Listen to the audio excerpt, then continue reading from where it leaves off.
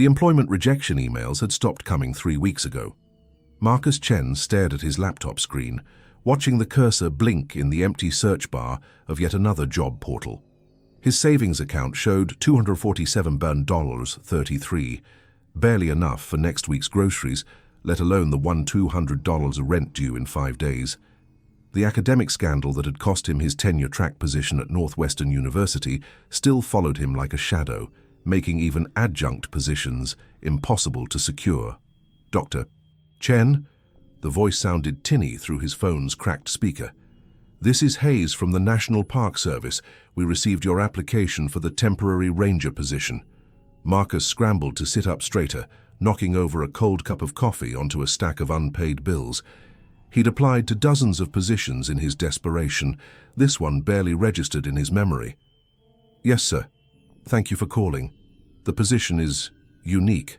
Remote winter assignment in Yellowstone's northern backcountry. 3-month contract, $4,500 monthly plus housing and provisions. Interested?" The salary was decent, but something in Hayes' tone made Marcus hesitate. What exactly would the duties involve? Wildlife monitoring, equipment maintenance, general park security, standard ranger work. Hayes paused. "I won't lie to you, Dr. Chen. It's isolated. Very isolated. Most people can't handle the solitude." Marcus looked around his studio apartment, at the eviction notice taped to his door, at the photograph on his desk showing him receiving his PhD in environmental science, back when his future seemed bright and secure. "I can handle isolation." "Good. Can you be in Gardner, Montana by Friday? We'll arrange transport from there." "Friday? Yes. Yes, I can do that." "Excellent. Pack for extreme cold. Someone will meet you at the ranger station with further instructions." The line went quiet for a moment. "Dr. Chen, follow the protocols exactly as written. No exceptions, no interpretations, exact compliance only." The call ended before Marcus could ask what protocols Hayes meant. The bus ride to Gardner took 18 hours through increasingly desolate landscape. Snow began falling somewhere in Wyoming, growing heavier as they climbed into Montana's mountains. Marcus dozed fitfully, his head pressed against the cold window, watching endless forests blur past in the gathering darkness. Gardner was smaller than he'd expected, barely more than a cluster of buildings huddled against the bitter wind. The ranger station sat on the town's edge, its windows glowing yellow in the early morning gloom. Marcus shouldered his duffel bag and walked through snow that crunched like broken glass under his boots. "Dr. Chen, I presume." The man waiting inside was perhaps 50, with steel-gray hair and 3 parallel scars running from his left temple to his jaw. His handshake was firm, calloused. "Hayes, thanks for coming." "Thank you for the opportunity, Mr. Hayes." "Just Hayes." The supervisor studied Marcus with pale blue eyes that seemed to catalog every detail. "Coffee?" The station's interior was standard government issue. Metal desks, filing cabinets, maps of Yellowstone covering the walls. Hayes poured coffee from a pot that looked like it had been brewing since the Carter administration. "Let me be direct," Hayes said, settling behind his desk. "This isn't a normal ranger position. You'll be stationed at Observation Post 7, roughly 30 miles northeast of here. No roads, no cell service, no tourist contact. Just you and 2 other rangers monitoring a specific section of the park." "What kind of monitoring?" Hayes opened a desk drawer and withdrew a thick manual bound in black vinyl. "Everything's in here, the special safety protocols. Read it tonight, memorize it completely. Your life depends on understanding every word." Marcus accepted the manual. It was heavier than expected, easily 200 pages. The cover bore the National Park Service logo, but underneath in smaller text, "Classified, authorized personnel only." Classified? "This section of Yellowstone has unique geological characteristics," Hayes explained. "Unusual thermal activity, unstable ground conditions, atmospheric anomalies. The protocols exist to keep you alive while you perform your duties." Marcus flipped through the manual's pages, catching glimpses of strange headings. Nocturnal sound response procedures, anomalous light phenomena guidelines, emergency isolation protocols. One page showed a detailed map, with large areas marked in red and labeled No entry active hazard zones. What exactly am I monitoring? Hayes leaned back in his chair, those pale eyes never leaving Marcus's face. Seismic activity, wildlife patterns, environmental changes, standard ecological surveys. He paused. Dr. Chen, I need to ask, why did you really apply for this position? The question caught Marcus off guard. I need the work. Most people need work. Not many are willing to spend 3 months alone in the wilderness during the worst winter in a decade. Hayes's scarred face remained impassive. What happened at Northwestern? Heat flooded Marcus's cheeks. There was a disagreement about research methodology. Some colleagues felt my conclusions were unorthodox. Unorthodox how? Marcus hesitated. His research into unexplained animal behavior patterns had led him down paths that made his department uncomfortable. Reports of wildlife acting strangely, gathering in unusual formations, fleeing areas with no apparent environmental stressors. When he'd published preliminary findings suggesting external influences on animal behavior, the backlash had been swift and career-ending. I suggested that wildlife behavioral anomalies might indicate environmental factors not yet understood by conventional science, Marcus said carefully. For the first time, Hayes smiled. It wasn't a pleasant expression. Interesting. That kind of thinking might be useful up there. Hayes stood and walked to a wall map of Yellowstone, pointing to a section in the far northeast. Observation Post 7 is here. You'll be working with Sarah Mitchell. 5 years experience, knows the protocols better than anyone. And Jake Morrison, younger guy, been there 8 months. How long has the post been active? 3 years. You're replacing Dr. Elizabeth Reeves. What happened to Dr. Reeves? Hayes returned to his desk without answering. Transport leaves in 2 hours. Helicopter to the post, weather permitting. The flight takes 40 minutes over some rough terrain. He pulled out a clipboard thick with forms.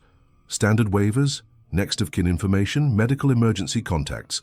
The usual paperwork. Marcus began signing documents without reading them carefully. Liability waivers, confidentiality agreements, emergency authorization forms. His desperation made thorough review seem like a luxury he couldn't afford. One more thing, Hayes said as Marcus finished the paperwork. The manual mentions that communication with the outside world is limited to emergency situations only. No personal calls, no internet, no contact with family or friends during your assignment. Complete communication blackout except through official channels. For 3 months? Complete isolation is necessary for accurate environmental monitoring. Outside influences can compromise data integrity. Hayes stood. Your helicopter's warming up. Grab your gear. As Marcus shouldered his duffel bag, Hayes caught his arm. The supervisor's grip was surprisingly strong. Dr. Chen, I need you to understand something. The protocols in that manual aren't suggestions. They're not guidelines. They're absolute requirements for survival. Follow them exactly, without question, without interpretation. People who improvise don't come back. What do you mean, don't come back? Hayes released his arm. Read the manual. Everything you need to know is in there. The helicopter waited on a landing pad behind the station, its rotors already spinning. The pilot, a weathered man who looked like he'd been flying in these mountains for decades, barely acknowledged Marcus as he climbed aboard. As they lifted off, Marcus pressed his face to the window and watched Gardner shrink below them. The last signs of civilization disappeared quickly, replaced by an endless expanse of snow-covered wilderness. The helicopter's engine noise made conversation impossible, leaving Marcus alone with his thoughts and the heavy manual in his lap. He opened it to the first page, Special Safety Protocols, Observation Post 7, Authorized Personnel Only Rule Number 1. Never leave the designated safe zone alone between 10 p.m. and 6 a.m. Rule number 2. If you hear whistling sounds from the forest, count to 30 before responding. Never respond immediately. Rule number 3. Do not investigate blue lights without the accompaniment of at least 2 other rangers. Rule number 4. All wildlife encounters must be logged immediately. Report any animals displaying unusual behavior patterns. Rule number 5. In the event of ground tremors, evacuate to Shelter Point Alpha immediately. The list continued for several pages, each rule more bizarre than the last. Marcus felt a chill that had nothing to do with the helicopter's altitude.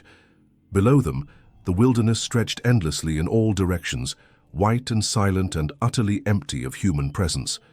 Somewhere in that vast expanse waited Observation Post 7, his new home, and the answers to questions he wasn't sure he wanted to ask. The manual's weight felt heavier in his hands as he turned the page and continued reading. Each protocol stranger than the last, each rule a reminder that he was heading into something far more complex than standard park service work. Marcus Chen was about to discover that some isolation comes with a price higher than he'd ever imagined. The helicopter descended through swirling snow toward a small clearing carved from the wilderness. Observation Post 7 appeared below them like something from a survival manual. 3 log cabins arranged in a triangle around a central equipment shed, everything connected by rope lines that disappeared and reappeared in the blowing snow. Solar panels and radio antennas jutted from the main cabin's roof like technological thorns. As the helicopter touched down, 2 figures emerged from the largest cabin, hunched against the rotor wash. The pilot killed the engine, and sudden silence crashed over them like a physical weight. Dr. Chen? The woman approaching was perhaps 35, lean and weathered, with short auburn hair and eyes that seemed to catalogue everything they saw. Sarah Mitchell, welcome to paradise. Her handshake was firm, calloused from outdoor work. Behind her stood a younger man, maybe 25, who kept glancing nervously at the tree line. Jake Morrison, he said, offering a quick handshake. Hope you're good with isolation, Doc. It gets pretty quiet up here. The pilot was already unloading Marcus's gear, clearly eager to leave. Weather's turning, he called over the wind. Won't be back for 2 weeks unless there's an emergency. As the helicopter lifted off, its noise fading into the vast silence, Marcus felt the weight of true isolation settle around him. The nearest human settlement was 30 miles away through roadless wilderness. For the next 3 months, these 2 strangers would be his only human contact. Come on, Sarah said, shouldering his duffel bag. Let's get you settled before the storm hits. The main cabin was larger than it appeared from outside, divided into a common area with kitchen and communications equipment, and 3 private sleeping quarters. A wood stove dominated the center, radiating blessed warmth. Equipment lined the walls, computers, monitoring devices, and things Marcus didn't recognize. Coffee? Sarah asked, already pouring from a pot that seemed perpetually brewing. Please. Marcus accepted the mug gratefully, noting how Sarah's eyes never quite met his directly. Hayes mentioned you've been here 5 years? On and off, this rotation 8 months. She gestured toward the equipment stations. Environmental monitoring, wildlife tracking, seismic observation, standard stuff. Jake snorted from across the room where he was checking something that looked like a radiation detector. Standard, right. Sarah shot him a sharp look. Jake handles equipment maintenance and data logging. You'll be working primarily with wildlife observation and environmental sampling. Marcus noticed Jake was mumbling something under his breath. Numbers, it sounded like. 7, 14, 21, 28. The young man caught Marcus watching and stopped abruptly, color flooding his cheeks. Just keeping track of schedules, Jake explained lamely. What kind of schedules? Equipment checks, Sarah interjected quickly. Everything runs on precise timing up here. Can't afford system failures. Marcus nodded, though something in her tone suggested there was more to it. He pulled out the protocol manual. Hayes said I should memorize this completely. Sarah's expression darkened. Every word. Your life depends on it. She paused, studying his face. What did Hayes tell you about why we're really here? Geological monitoring, unusual thermal activity, unstable ground conditions. Jake let out a bitter laugh. Thermal activity. That's what they're calling it now. Jake! Sarah's voice carried a warning. What? He's going to find out anyway. Better he knows what he's dealing with than stumble around blind like... Like what? Marcus asked. Silence stretched between them. Sarah refilled her coffee, though her mug was still half full. Jake returned to his equipment check, mumbling numbers again. Nothing, Sarah said finally. Jake's just been up here too long. Isolation affects everyone differently. Marcus spent the rest of the day getting oriented. The equipment shed housed sophisticated monitoring devices that seemed far beyond what normal Park Service work would require.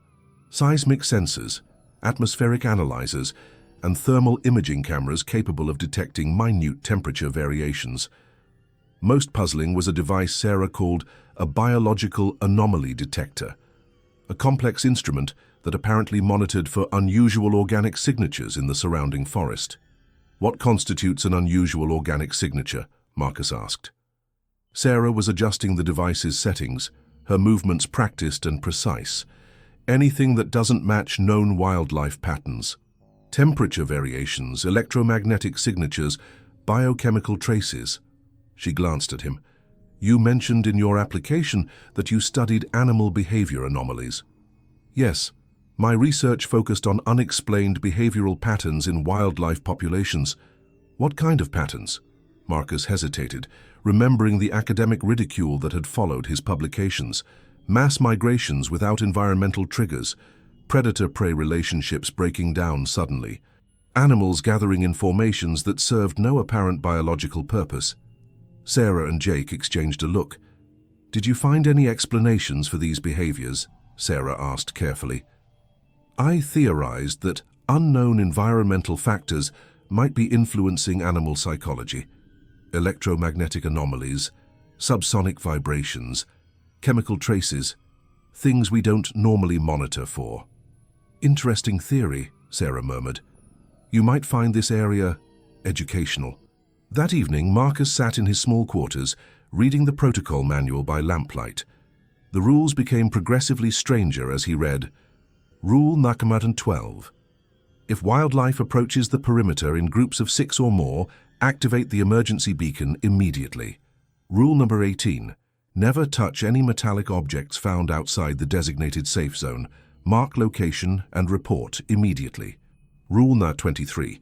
If you observe animals with unusual physical characteristics, extra limbs, altered coloration, abnormal size, do not approach. Document from maximum safe distance. Rule No. 31. In the event of blue light phenomena lasting more than 30 seconds, evacuate to underground shelter and await all clear signal. Underground shelter? Marcus hadn't seen any shelter during his orientation. He made a mental note to ask Sarah about it tomorrow. A soft knock interrupted his reading. Jake peered around the doorframe, looking nervous. "Hey, Doc, mind if I come in?" "Of course." Jake entered and closed the door carefully behind him. He sat on the edge of Marcus's narrow bed, glancing toward the door, as if afraid of being overheard. "Listen," Jake whispered. "Sarah's good people, but she follows the rules so strictly.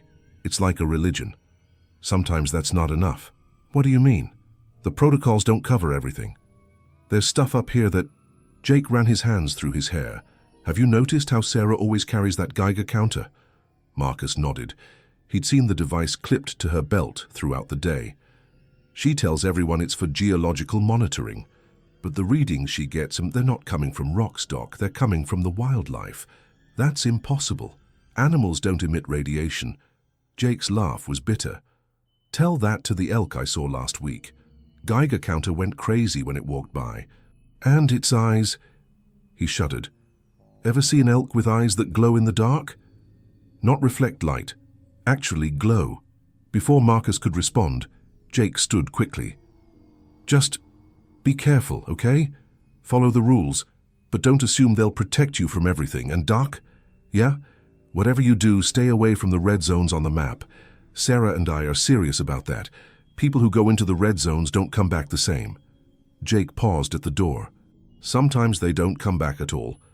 After Jake left, Marcus returned to the manual with growing unease. The red zones Jake mentioned were clearly marked on the detailed topographical map, large areas shaded in crimson with warnings like extreme hazard and no entry authorized.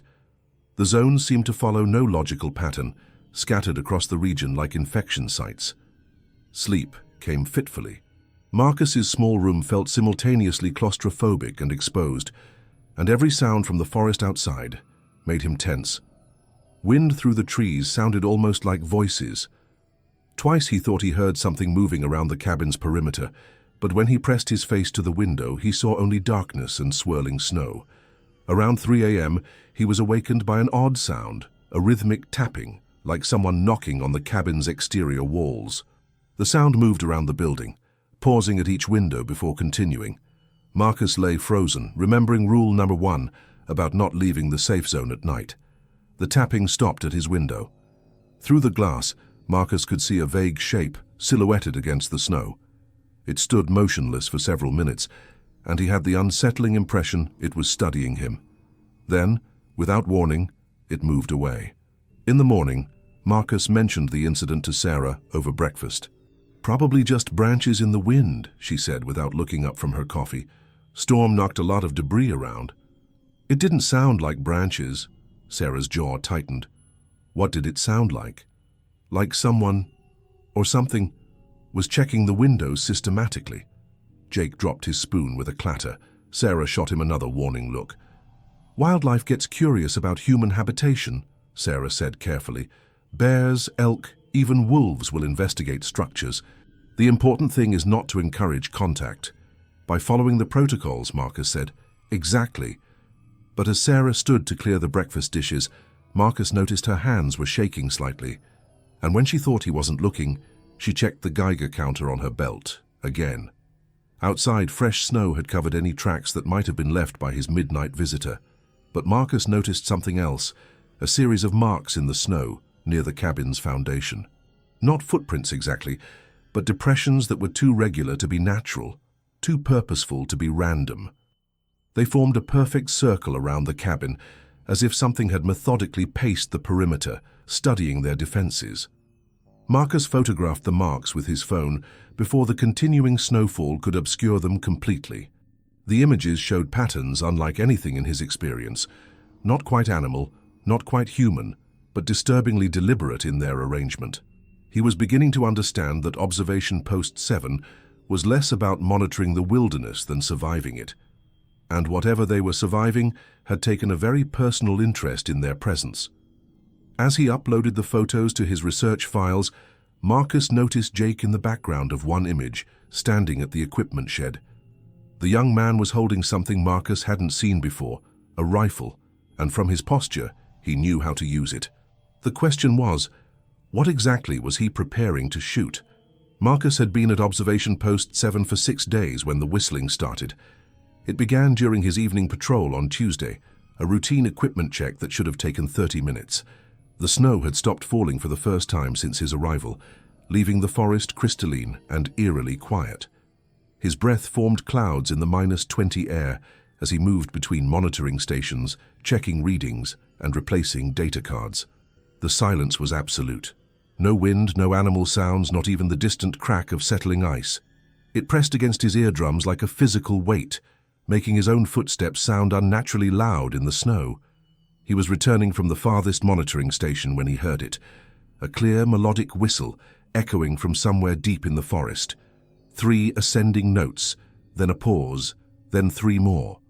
Almost like a bird song, except no bird would be active in this temperature.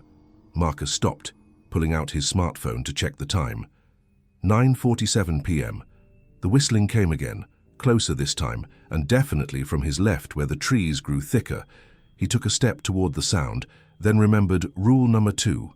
If you hear whistling sounds from the forest, count to 30 before responding. Never respond immediately. The rule had seemed absurd when he'd first read it. Now, standing alone in the vast silence with that haunting melody drifting through the trees, it felt like the most important instruction he'd ever received. Marcus began counting. 1, 2, 3. The whistling repeated, and this time he could swear it sounded closer. 4, 5, 6. There was something hypnotic about the melody, something that made him want to abandon his count and walk into the darkness to find its source. 7, 8, 9. By 15, the whistling had changed. Instead of 3 ascending notes, it was 4, then 5, as if whatever was making the sound was experimenting, learning, refining its call. 16, 17, 18. Marcus realized his heart was hammering against his ribs. 19, 20, 21. At 25, the whistling stopped abruptly. Marcus reached 30 and cleared his throat. Following the protocol exactly, he whistled back, 3 ascending notes, just as he'd first heard them. The response came immediately, and it froze his blood. His own whistle echoed back from the forest, but wrong. The pitch was perfect, the timing identical, but the sound itself was metallic, distorted, as if produced by something that understood the mechanics of whistling but had never actually drawn breath.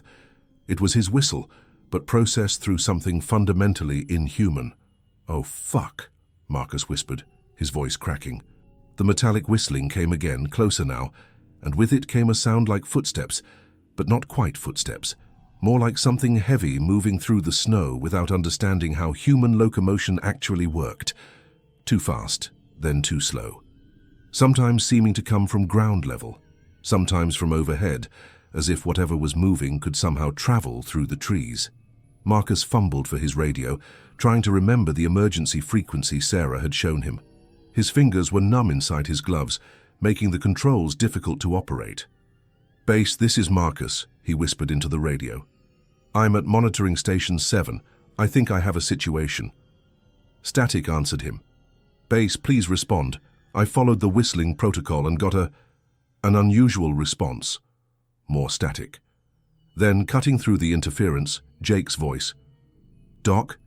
Doc, where exactly are you?" "Station 7, about 200 yards southeast of base." I whistled back and something answered, but it wasn't... "Don't say another word on the radio," Jake interrupted. "Can you see the base lights?" Marcus turned, relief flooding through him as he spotted the warm glow of the cabin windows. "Yes." "Walk toward them. Don't run. Don't look back. Don't make any more sounds. Just walk." Marcus began moving, his boots crunching in the snow. Behind him, the metallic whistling continued, sometimes seeming to mimic his earlier call, sometimes producing variations he'd never made. And underneath it, that strange, not quite footstep sound, pacing him.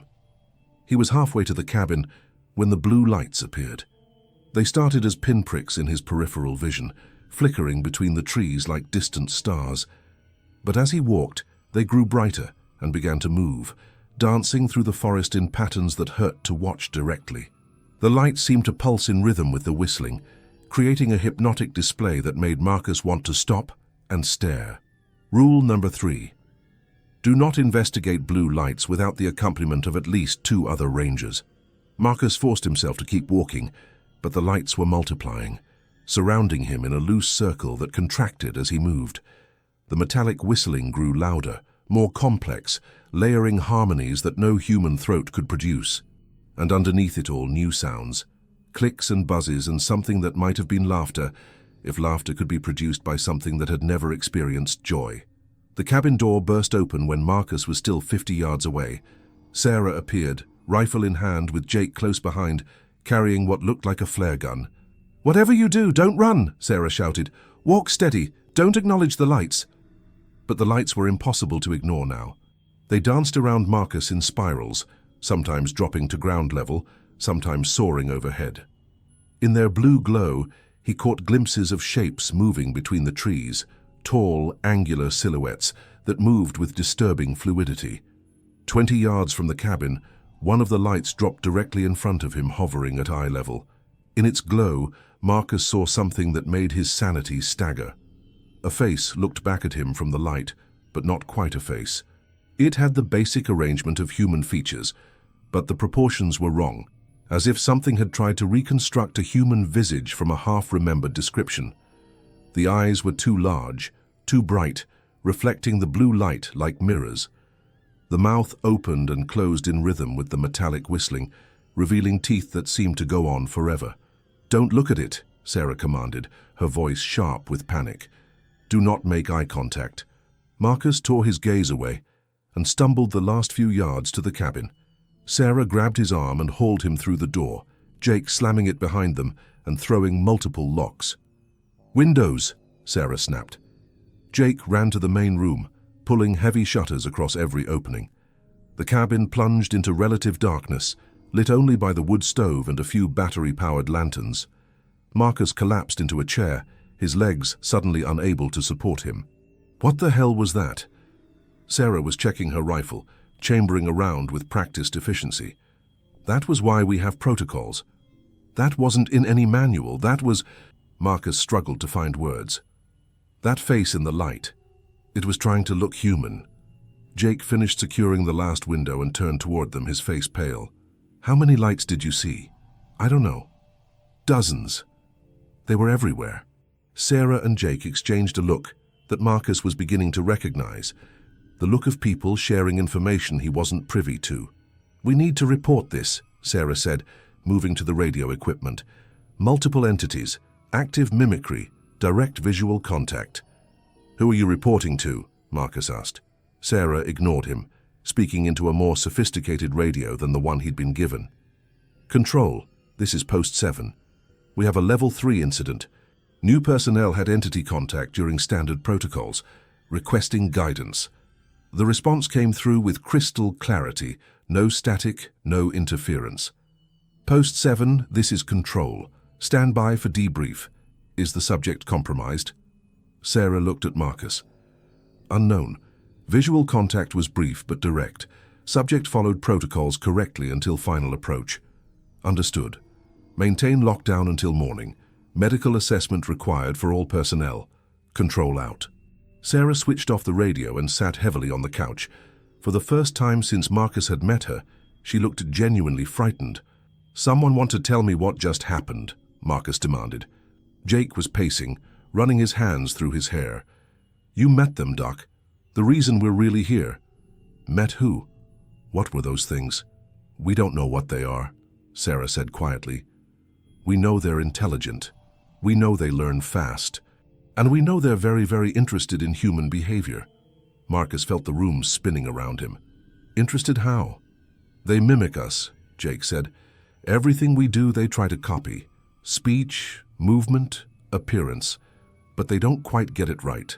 Like something trying to wear a human costume that doesn't fit properly." "That's impossible," Sarah laughed bitterly. "A week ago, you thought radiation-emitting elk were impossible. How's that working out for you?"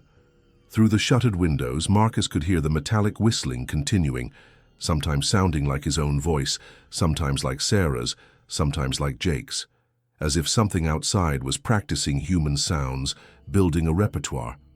"They've heard us now," Sarah continued. "Our voices, our patterns. They'll spend the next few days learning to imitate us. That's why communication blackout is so important. The more they hear, the better they get at pretending to be us." "Pretending to be us for what purpose?" "We don't know," Jake said. "But last month, something that sounded exactly like my voice called to Sarah from outside.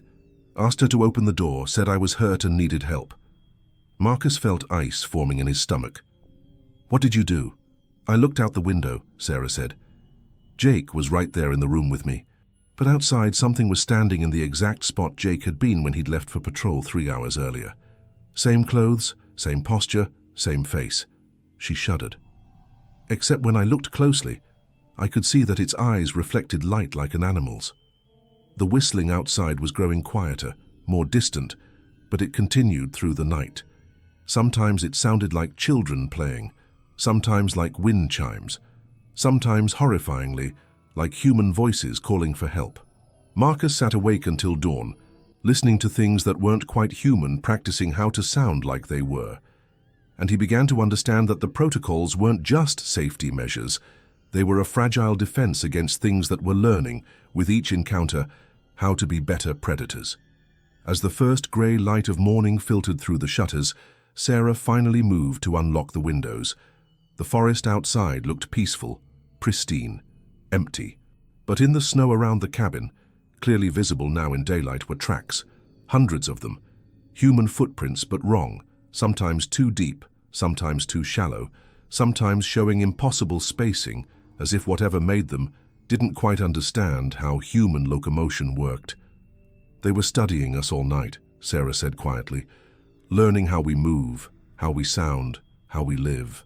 Marcus stared at the tracks, realizing they formed the same perfect circle around the cabin that he'd seen before.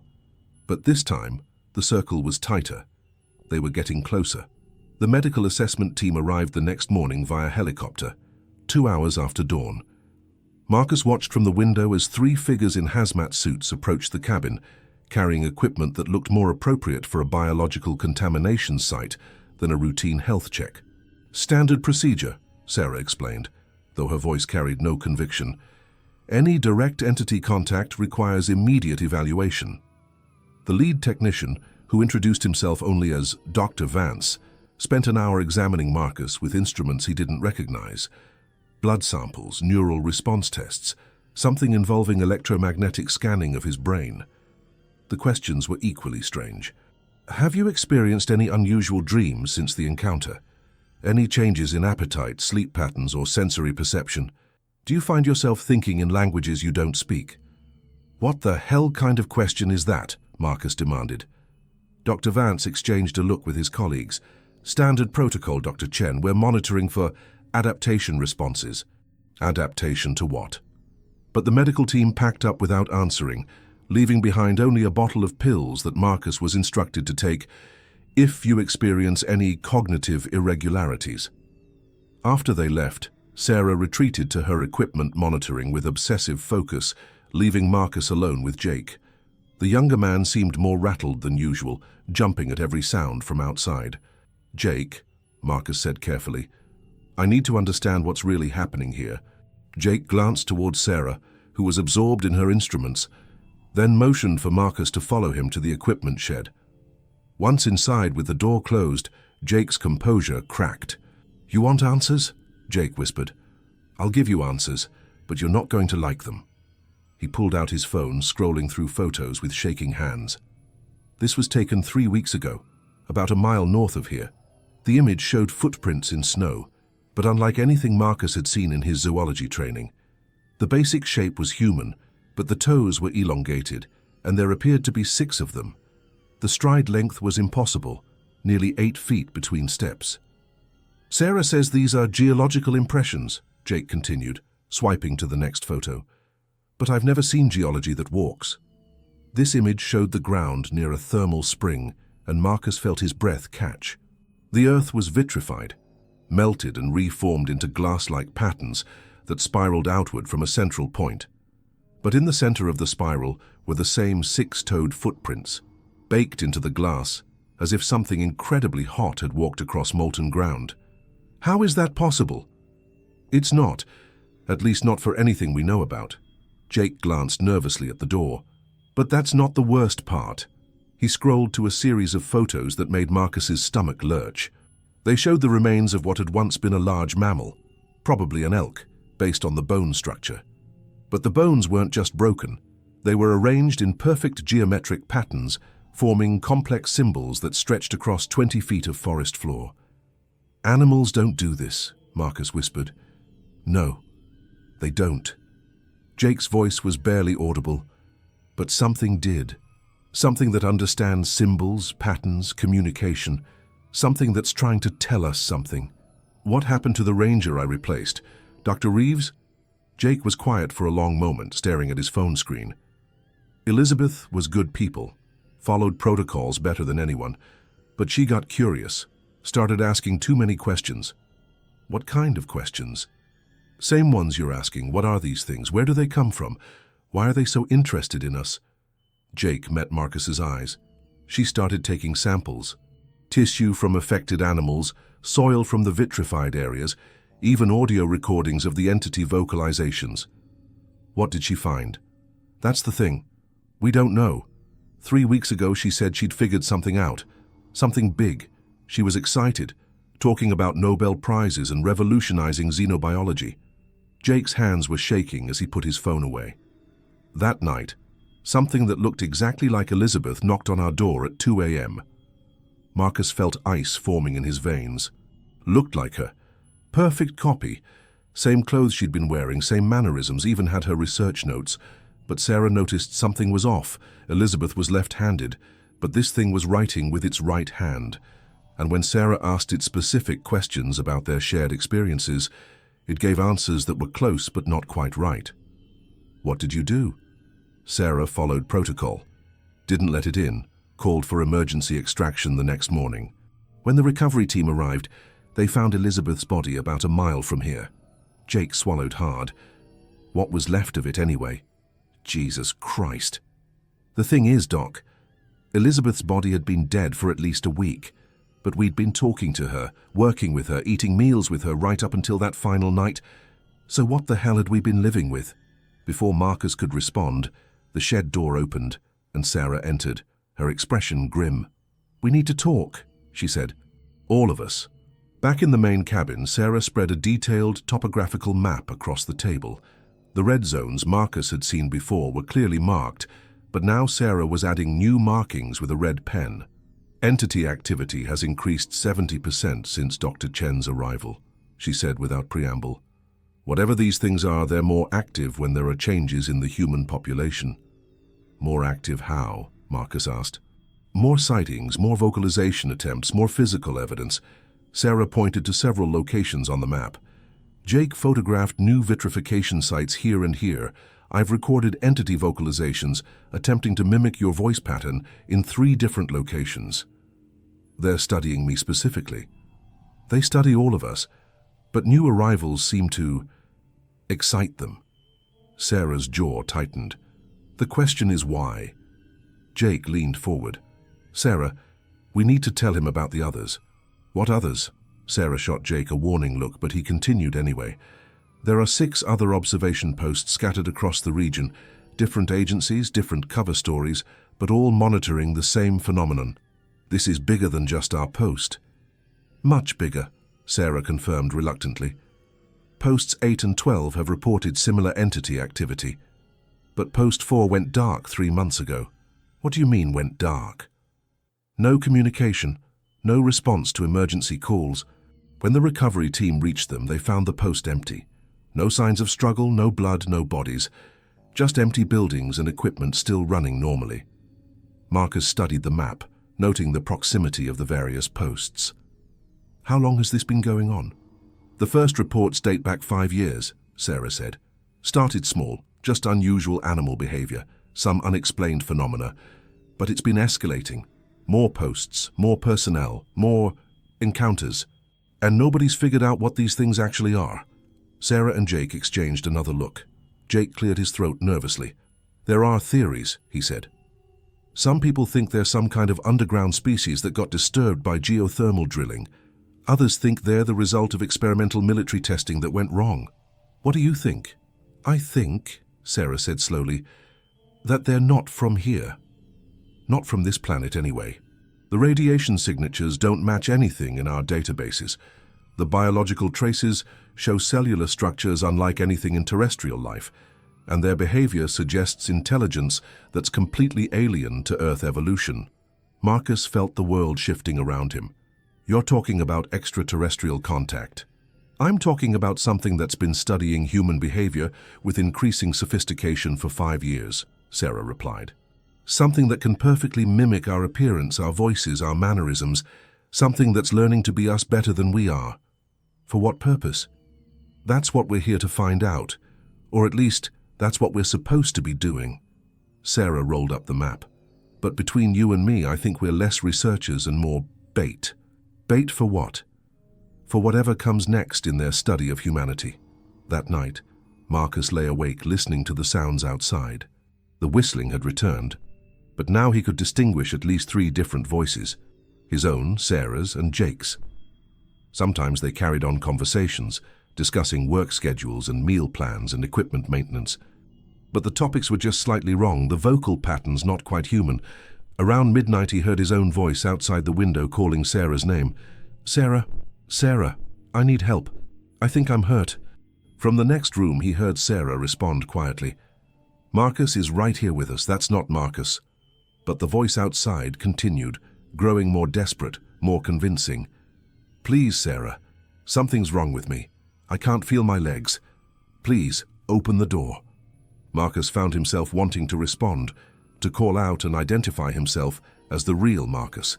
But he remembered Jake's story about Elizabeth and remained silent. The fake Marcus outside grew more agitated, then began attempting different approaches, sometimes pleading, sometimes demanding, sometimes crying. The performance was flawless, except for one detail. It never once asked for Jake's help, only Sarah's, as if whatever was out there had learned that Sarah was the one who made decisions about security, as if it was specifically trying to manipulate her. When morning came, they found new evidence in the snow. Not just footprints this time, but what appeared to be testing sites, areas where something had practiced different walking patterns, different stances, different ways of carrying itself. like an actor rehearsing for a role. And at the center of each practice area was a small pile of organic material that Sarah bagged with tweezers, her Geiger counter clicking frantically. "What is it?" Marcus asked.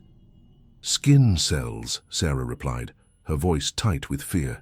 "Human skin cells. But the DNA doesn't match any of us." Marcus stared at the evidence bags, understanding dawning with horrible clarity. The entities weren't just learning to mimic humans, they were learning to become them. The storage shed had been off limits since Marcus's arrival. Sarah always deflected questions about it, with vague mentions of sensitive equipment and authorized access only. But on his 10th day at the post, desperation for answers finally overcame his respect for protocol. It was Jake's turn for the afternoon perimeter check, and Sarah was absorbed in radio communications with the other observation posts. Marcus had maybe 20 minutes before someone noticed his absence from equipment monitoring duties. He slipped out the back door and approached the shed, his heart hammering against his ribs. The building was larger than it appeared from the outside, built into a natural depression that concealed its true size. The door was secured with both a standard padlock and an electronic keypad, but Marcus had observed Sarah entering the building enough times to memorize the code sequence. The interior was dark, until motion sensors triggered overhead fluorescence. What Marcus saw made him step backward in shock. The shed wasn't a storage facility, it was a sophisticated laboratory. Workbenches lined the walls, covered with scientific equipment that belonged in a university research facility, not a remote ranger station. Microscopes, centrifuges, tissue analysis equipment, and computers displaying complex data streams. But it was the specimens that made Marcus's skin crawl. Glass containers filled with preservation fluid lined 3 walls from floor to ceiling, and floating in those containers were things that shouldn't exist. The nearest jar contained what appeared to be a human hand, but with 7 fingers, each ending in a black claw-like nail. The skin was pale and translucent, showing underlying structures that didn't match human anatomy. Thin, dark veins formed geometric patterns beneath the surface. The next container held an eye, human in basic structure, but twice the normal size, with an iris that shifted color even in the preservation fluid. As Marcus watched, transfixed and horrified, the eye seemed to track his movement, following him as he moved along the shelves. But it was the container at the far end that made him understand the true horror of their situation. Floating in murky fluid was a perfect human face. Not a mask or prosthetic, actual flesh, with realistic skin texture, proper facial proportions, even what appeared to be real hair. But the face had no skull behind it, no bone structure, no connection to any body. It was like a biological suit, designed to be worn over something else entirely. Marcus fumbled for his phone, photographing everything despite his shaking hands. As he documented the specimens, he noticed labels on each container. Scientific designations like Subject 7A, bilateral appendage development, and Subject 12C, ocular adaptation prototype. But it was the dates that made his blood freeze. The specimens weren't old research samples. The newest container was dated just 4 days ago. They were still collecting these things. A file cabinet in the corner contained folders marked with corporate logos Marcus didn't recognize. He grabbed the thickest folder, labeled Apex Geological Research, Project Metamorphosis, and began photographing its contents. What he found contradicted everything Hayes and Sarah had told him. The first document was a contract between the National Park Service and Apex Research, dated 3 years ago. The contract authorized biological containment and study operations in exchange for $20 million in funding and complete operational secrecy. The study subjects were described as recently emerged subterranean species displaying unprecedented adaptive capabilities. But it was the next set of documents that revealed the project's true scope. Internal memos discussed human behavioral templates, identity replication protocols, and controlled exposure scenarios. The Rangers weren't just observers. They were test subjects, providing behavioral data that the entities used to perfect their human mimicry. One memo, dated 6 months ago, contained a chilling assessment. Entity learning curve exceeds all projections. Physical transformation capabilities now approaching 97% human accuracy. Recommend immediate transition to Phase 3, Integrated Population Studies. Marcus photographed page after page of horror. Medical reports on rangers who had suffered adaptation syndrome after entity contact. Psychological profiles of personnel selected for their isolation and desperation. Maps showing planned expansion sites across the national park system. And then he found the personnel files. His own file was there, complete with psychological evaluation, financial records, and a detailed analysis of his suitability for expendable deployment. The assessment was coldly clinical. Subject demonstrates necessary desperation for accepting high-risk assignment. Previous academic disgrace eliminates credibility if subject attempts to report findings. Recommend for Phase 2 exposure protocols. Dr. Elizabeth Reeves's file was marked Terminated Security Compromise. But it was Jake's file that made Marcus's hands shake as he photographed it. According to the documents, Jake Morrison had died 2 months ago during a containment breach incident. His body had never been recovered. The current Jake, the man Marcus had been living with, talking with, trusting, was listed as Entity Subject J7, Extended Field Test. Marcus nearly dropped his phone. Jake wasn't human. He was one of them, an entity that had been perfectly mimicking a human ranger for 2 months. And Marcus had been sharing a cabin with it, confiding in it, accepting its warnings and advice. How long had the real Jake been dead? Had there ever been a real Jake at this post, or had Marcus been talking to an entity from the very beginning?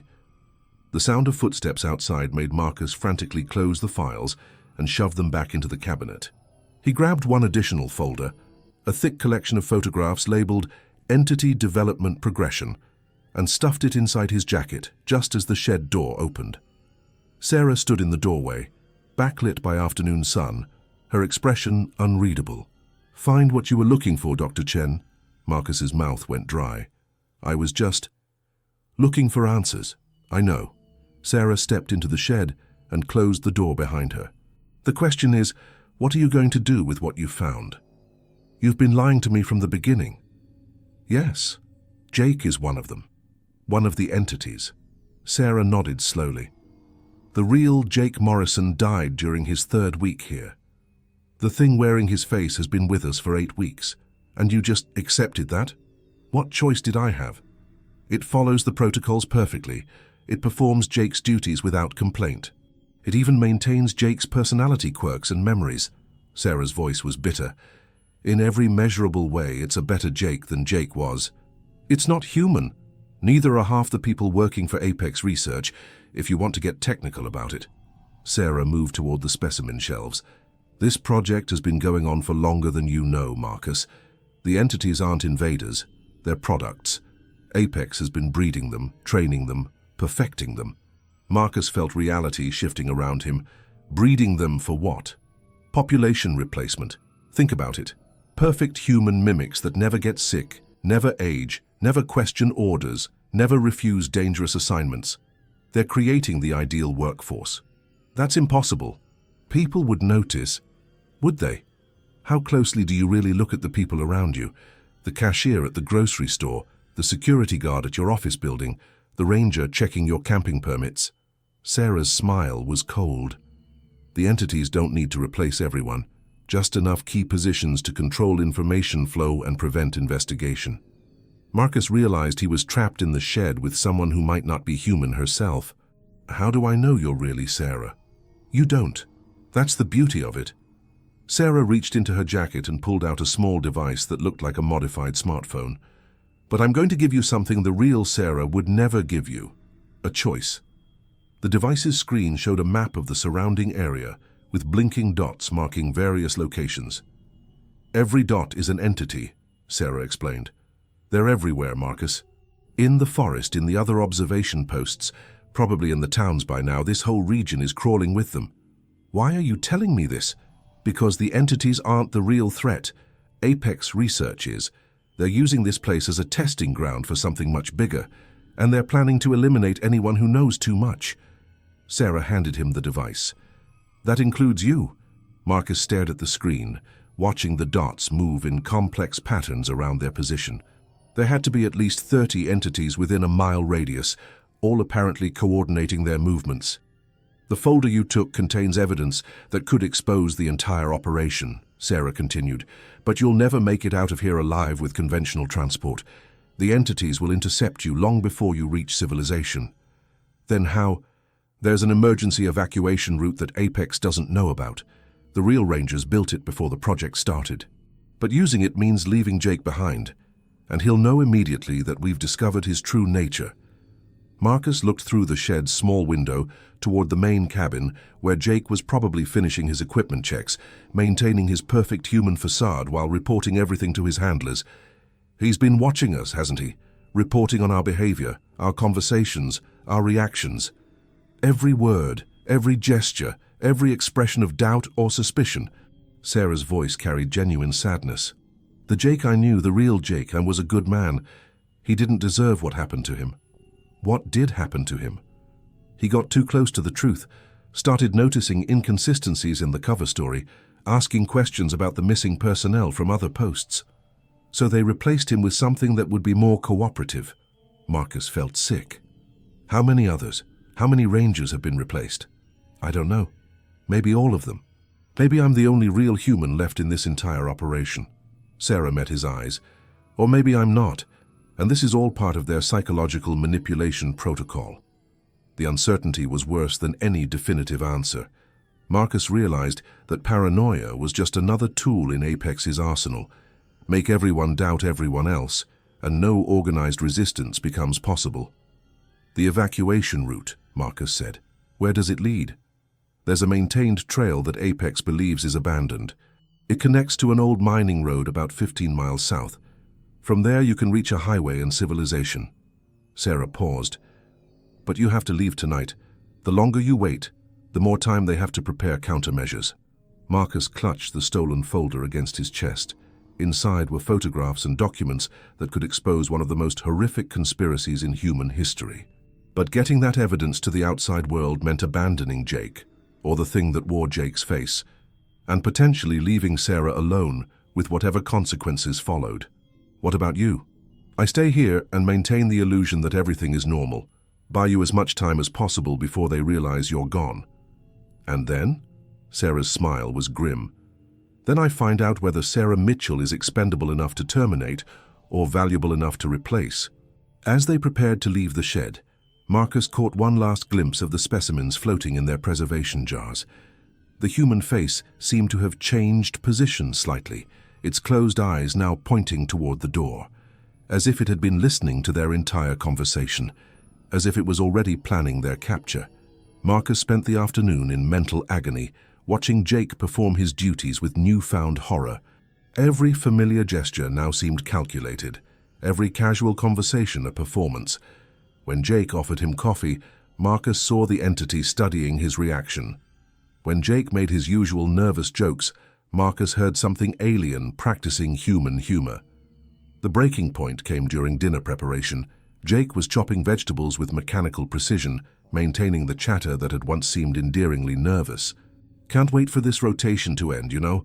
Planning to visit my sister in Denver. She's got this new baby, my nephew Tommy. Haven't seen him since he was born." Marcus nearly choked on his coffee. According to the files, Jake Morrison had no family. His emergency contacts had been foster care administrators and a social worker. The entity was fabricating human connections, building a backstory that never existed. "Tell me about your sister," Marcus said carefully. Jake's hand paused for just a fraction of a second before resuming its chopping rhythm. "Sarah, she's great. 2 years older than me. Always wanted kids, you know. She's a teacher in... I thought you said she lives in Denver." Another micro pause. "Right, Denver. She teaches elementary school there, 3rd grade." Marcus felt sick. The entity was improvising, creating details in real time, but it was making mistakes, small inconsistencies that revealed the fabrication. "What's your nephew's name again?" This time the pause was longer. Jake set down the knife and turned, and for just a moment, Marcus saw something flicker behind Jake's familiar brown eyes, something cold and calculating that quickly disappeared behind the mask of human concern. "Tommy, I said Tommy. Jake's voice carried a slight edge. You feeling okay, Doc? You seem tense. Sarah entered the kitchen at that moment, saving Marcus from having to respond. She moved with purposeful efficiency, gathering supplies for the evening equipment checks. Storm coming in tonight, she announced. Heavy snow expected. We should secure everything before it hits. But Marcus caught the meaningful look she gave him. Tonight. The escape would happen tonight. I'll help with the perimeter check, Marcus offered. Jake immediately stepped forward. I can handle it. You've had a long day. I insist, Marcus said firmly. Need the fresh air. The tension in the room was palpable. Sarah busied herself with equipment preparations, but Marcus could see her hand resting near the radio controls. Jake's friendly demeanor had shifted slightly, his posture more alert, his movements more predatory. Actually, Jake said, his tone still casual but with an underlying firmness, I think it's better if you stay inside tonight. Weather's getting nasty out there. It wasn't a suggestion. It was an order. Marcus realized that the entity knew. Somehow it had detected their plans, their suspicions, their intentions. The friendly facade was beginning to crack, revealing something much more dangerous underneath. Jake, Marcus said carefully, how did you know about the storage shed being off limits when I first arrived? Jake tilted his head, a gesture that seemed almost bird-like in its precision. Sarah told me, obviously. But according to the duty logs, Sarah was on communications when you gave me the tour. She didn't speak to you until after dinner. The silence stretched for 10 seconds. 20. Jake's expression remained perfectly neutral, but something had changed in his eyes.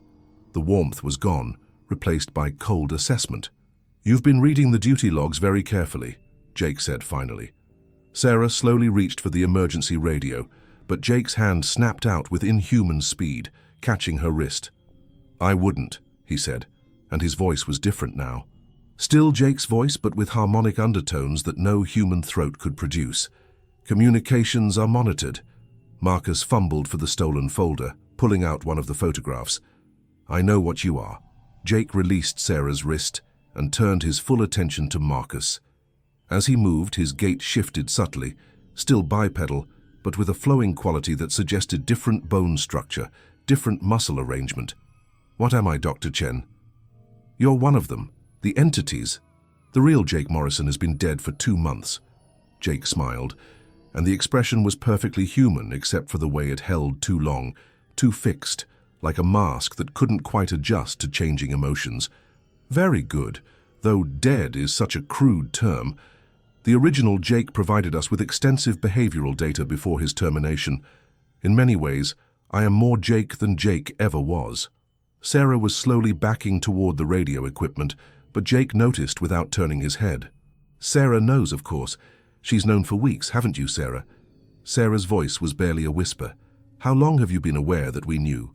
Since the first day Dr. Chen arrived, his stress responses, elevated heart rate, micro-expressions of suspicion, all perfectly readable to enhanced sensory capabilities. Jake moved to the window, gazing out at the approaching storm. But the real question isn't what I am, it's what I represent. Marcus felt the folder trembling in his hands. Population replacement. Apex Research is breeding you to replace humans. Jake laughed, and the sound was genuinely amused, which made it infinitely more disturbing. Replace? Oh, Dr. Chen, you misunderstand the scope entirely. Jake turned back to them, and in the lamplight his features seemed to shift slightly, as if the face was adjusting to optimize its human appearance. We're not replacing humanity. We're perfecting it. Perfecting how? Consider the inefficiencies of human biology. Disease, aging, emotional instability, cognitive limitations, tribalism, violence. Jake gestured dismissively. Humans are barely functional as a species. You can't even agree on basic survival priorities.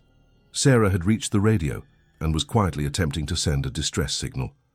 Jake continued speaking as if he hadn't noticed.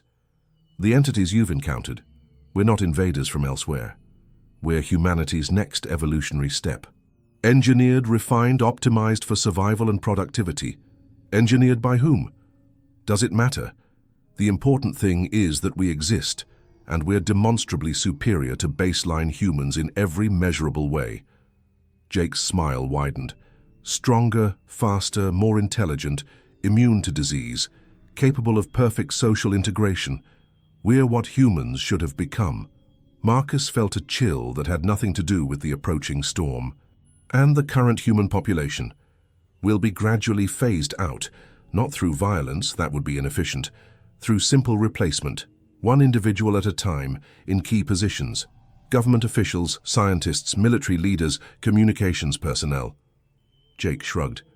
Within a generation, the transition will be complete, and humanity will finally achieve its potential.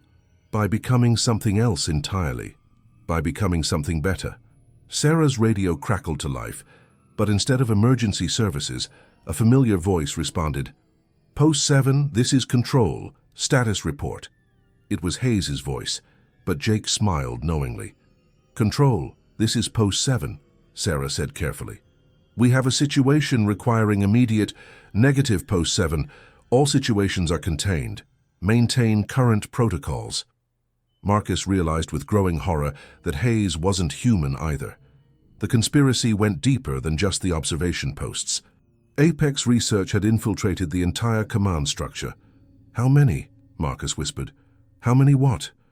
How many humans are left in this operation?" Jake considered the question with apparent seriousness. "In the immediate region? Perhaps a dozen, globally?" He shrugged. "Sufficient breeding stock to maintain genetic diversity while the transition completes." Breeding stock?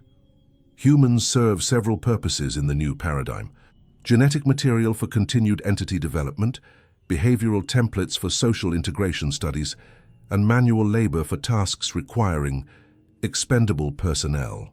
The casual way Jake discussed human slavery made Marcus's stomach churn. But it was Sarah who asked the crucial question.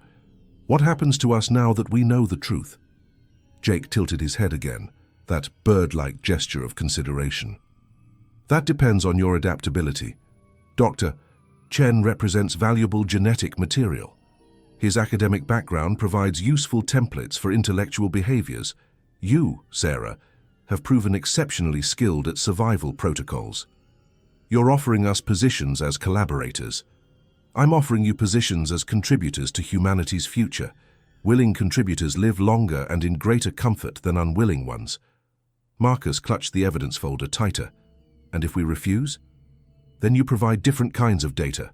Pain responses, terror behaviors, resistance patterns, all useful for understanding human psychology during the transition period." The casual mention of torture made Marcus's hands shake. Jake noticed immediately. "Your stress indicators suggest you're considering escape attempts, Dr. Chen. I should mention that the entity count in this immediate area has increased to 47 individuals. They're positioned at quarter-mile intervals along every possible egress route." Sarah closed her eyes in defeat. "You knew about the emergency evacuation route. We knew about it before it was built. The original rangers were under observation from the beginning." Jake moved to the window again, and Marcus could see shapes moving in the tree line, tall angular silhouettes that moved with disturbing coordination. Every conversation, every plan, every moment of hope or despair has been catalogued and analyzed. For how long? The observation phase began 8 years ago. The replacement phase started 3 years ago. The acceleration phase, what you're experiencing now, began 6 months ago. Jake's reflection in the window seemed to ripple slightly. "Phase 4 begins tomorrow." "What's Phase 4? Jake turned from the window, and in the lamplight, his face had changed subtly. The features were still recognizably Jake's, but refined, perfected, inhumanly symmetrical. "Integration testing. We introduce enhanced individuals into urban populations and monitor acceptance rates. Denver, Salt Lake City, Billings. Small cities where anomalous behavior is less likely to be noticed." Marcus realized the true scope of what they were facing. This wasn't just about replacing rangers or government officials. It was about testing whether the entities could integrate into normal human society undetected. "You're planning a mass infiltration. We're planning a mass improvement." Jake's smile was perfectly human and utterly terrifying.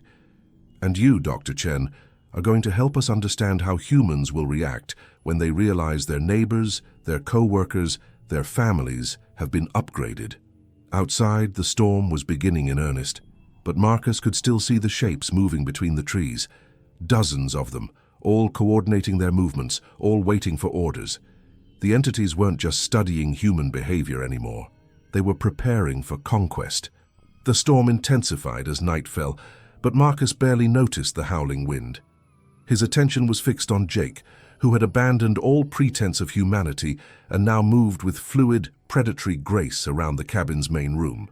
"You want the complete truth, Dr. Chen?" Jake said, settling into a chair with movements too precise to be natural.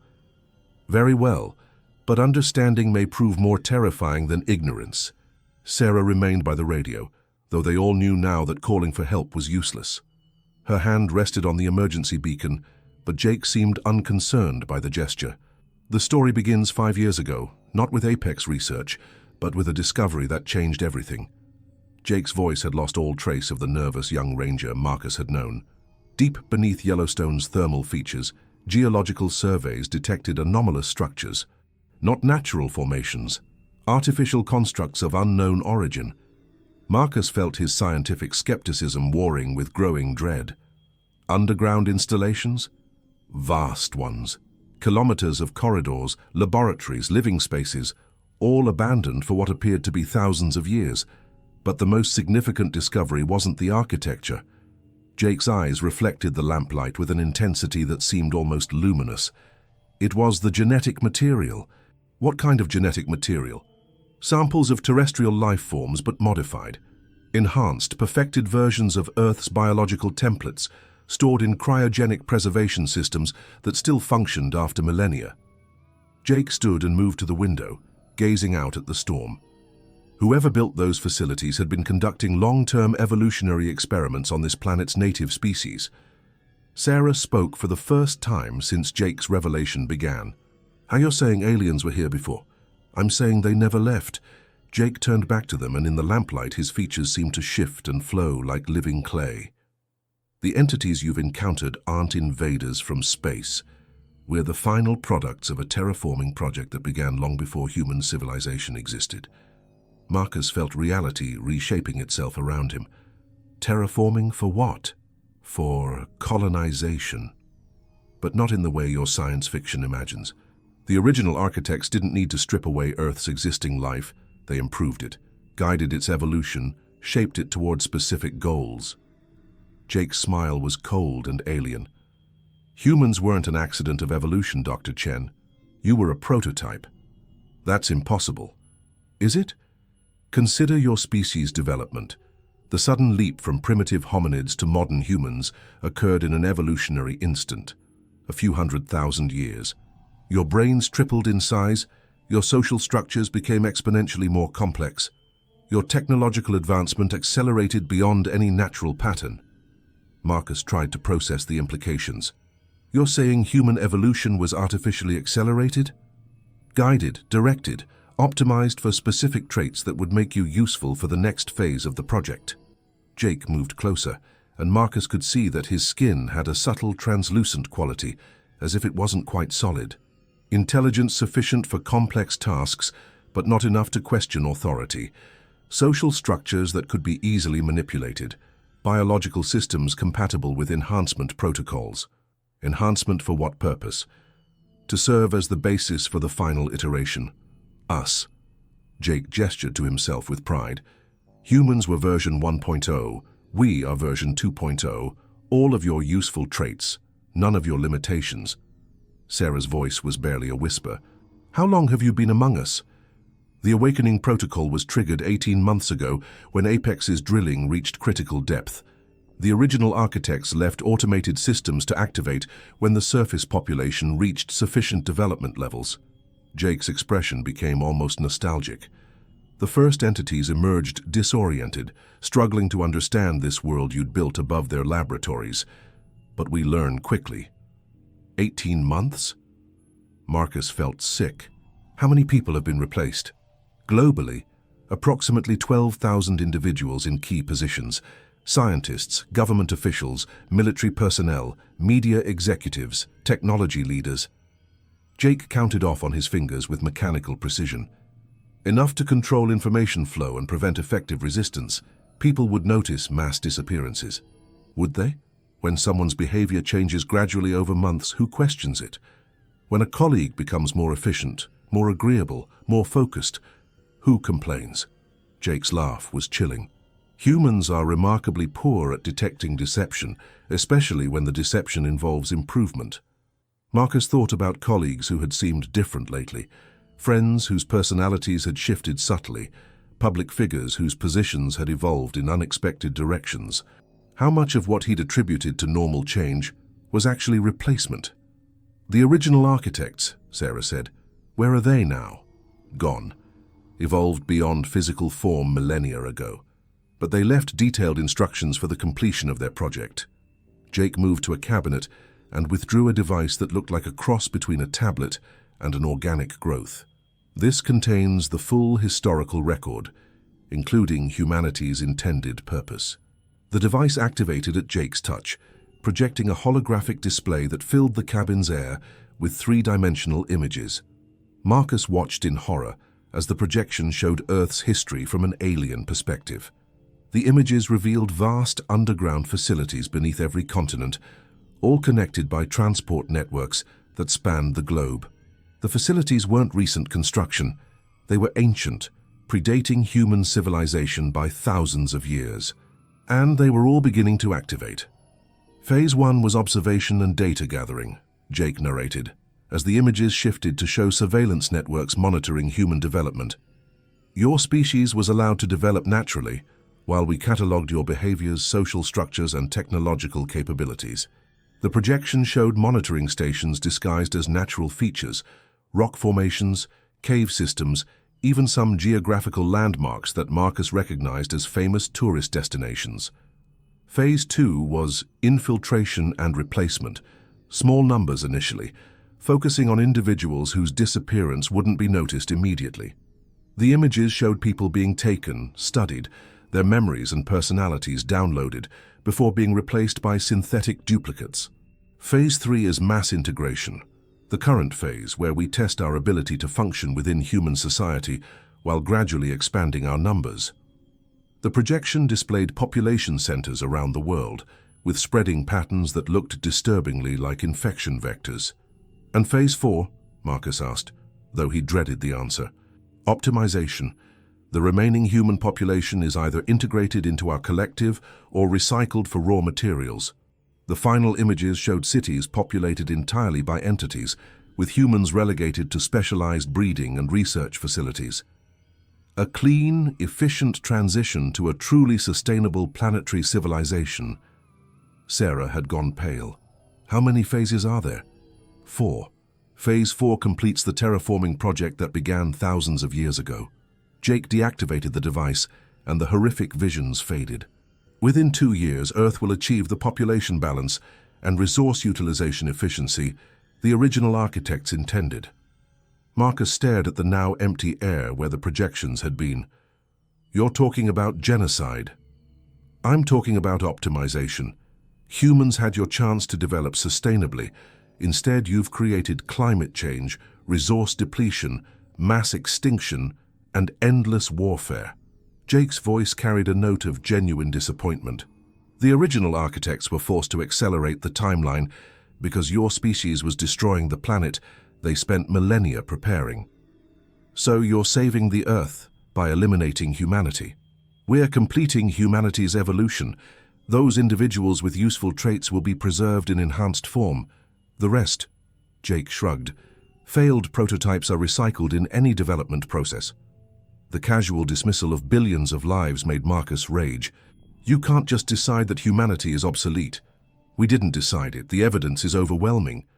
Jake gestured toward the window, where lightning illuminated the storm-battered forest. Your own environmental scientists have documented the damage. Your political leaders can't cooperate on basic survival issues. Your economic systems prioritize short-term profit over long-term sustainability. You're a failed experiment, Dr. Chen. And you're better. We don't wage war over resources. We optimize distribution. We don't damage ecosystems. We enhance them. We don't suffer from aging, disease, or psychological disorders that impair judgment. Jake's features had become more obviously artificial as he spoke, the human mask slipping to reveal something coldly mechanical underneath. We are what humans could have become if evolution hadn't been derailed by random genetic drift and cultural stagnation. Sarah finally activated the emergency beacon, though they all knew it was futile. Someone has to try to warn people. Warn them of what? Improvement? Jake watched the beacon's signal without concern. Dr. Chen, would you choose to remain sick if offered a cure? Would you choose to remain ignorant if offered knowledge? Would you choose to remain mortal if offered eternal life? Those aren't the choices you're offering, aren't they? Enhanced individuals retain their core personalities, their memories, their relationships. They simply become better versions of themselves, smarter, stronger, more capable, free from the biological and psychological limitations that cause human suffering. Marcus thought about the specimens in the laboratory, the human faces designed to be worn like masks, at the cost of becoming artificial. Natural versus artificial is a meaningless distinction. Humans use technology to enhance their capabilities constantly. Tools, medications, surgical procedures, electronic devices. We simply represent the logical endpoint of that enhancement process. A new sound penetrated the storm, helicopters approaching through the wind and snow, multiple aircraft, their engines straining against the weather. Jake tilted his head, listening with enhanced hearing. Ah, the extraction team has arrived. Extraction? You'll be relocated to the primary facility for detailed study. Your reactions to tonight's revelations provide valuable data about human psychology during the disclosure process. Jake moved toward the door. The information you've gathered will be particularly useful for refining our approach to future conversations. Marcus realized with horror that everything they'd discovered, every moment of shock and resistance, was being catalogued as behavioral data. Even their horror was useful to the entities. The primary facility, Sarah said. Where is it? Approximately 800 meters directly beneath us. Jake opened the door, and cold wind filled the cabin. The original installation that started everything. You'll find it quite impressive. Through the doorway, Marcus could see lights descending through the storm. Not aircraft lights, but the same blue glow they'd encountered in the forest. Dozens of them, surrounding the observation post in complex patterns. Welcome to Phase 4, Dr. Chen, Jake said, as figures began emerging from the tree line. I think you'll find the tour quite educational. The entities approaching through the storm were no longer bothering with perfect human disguises.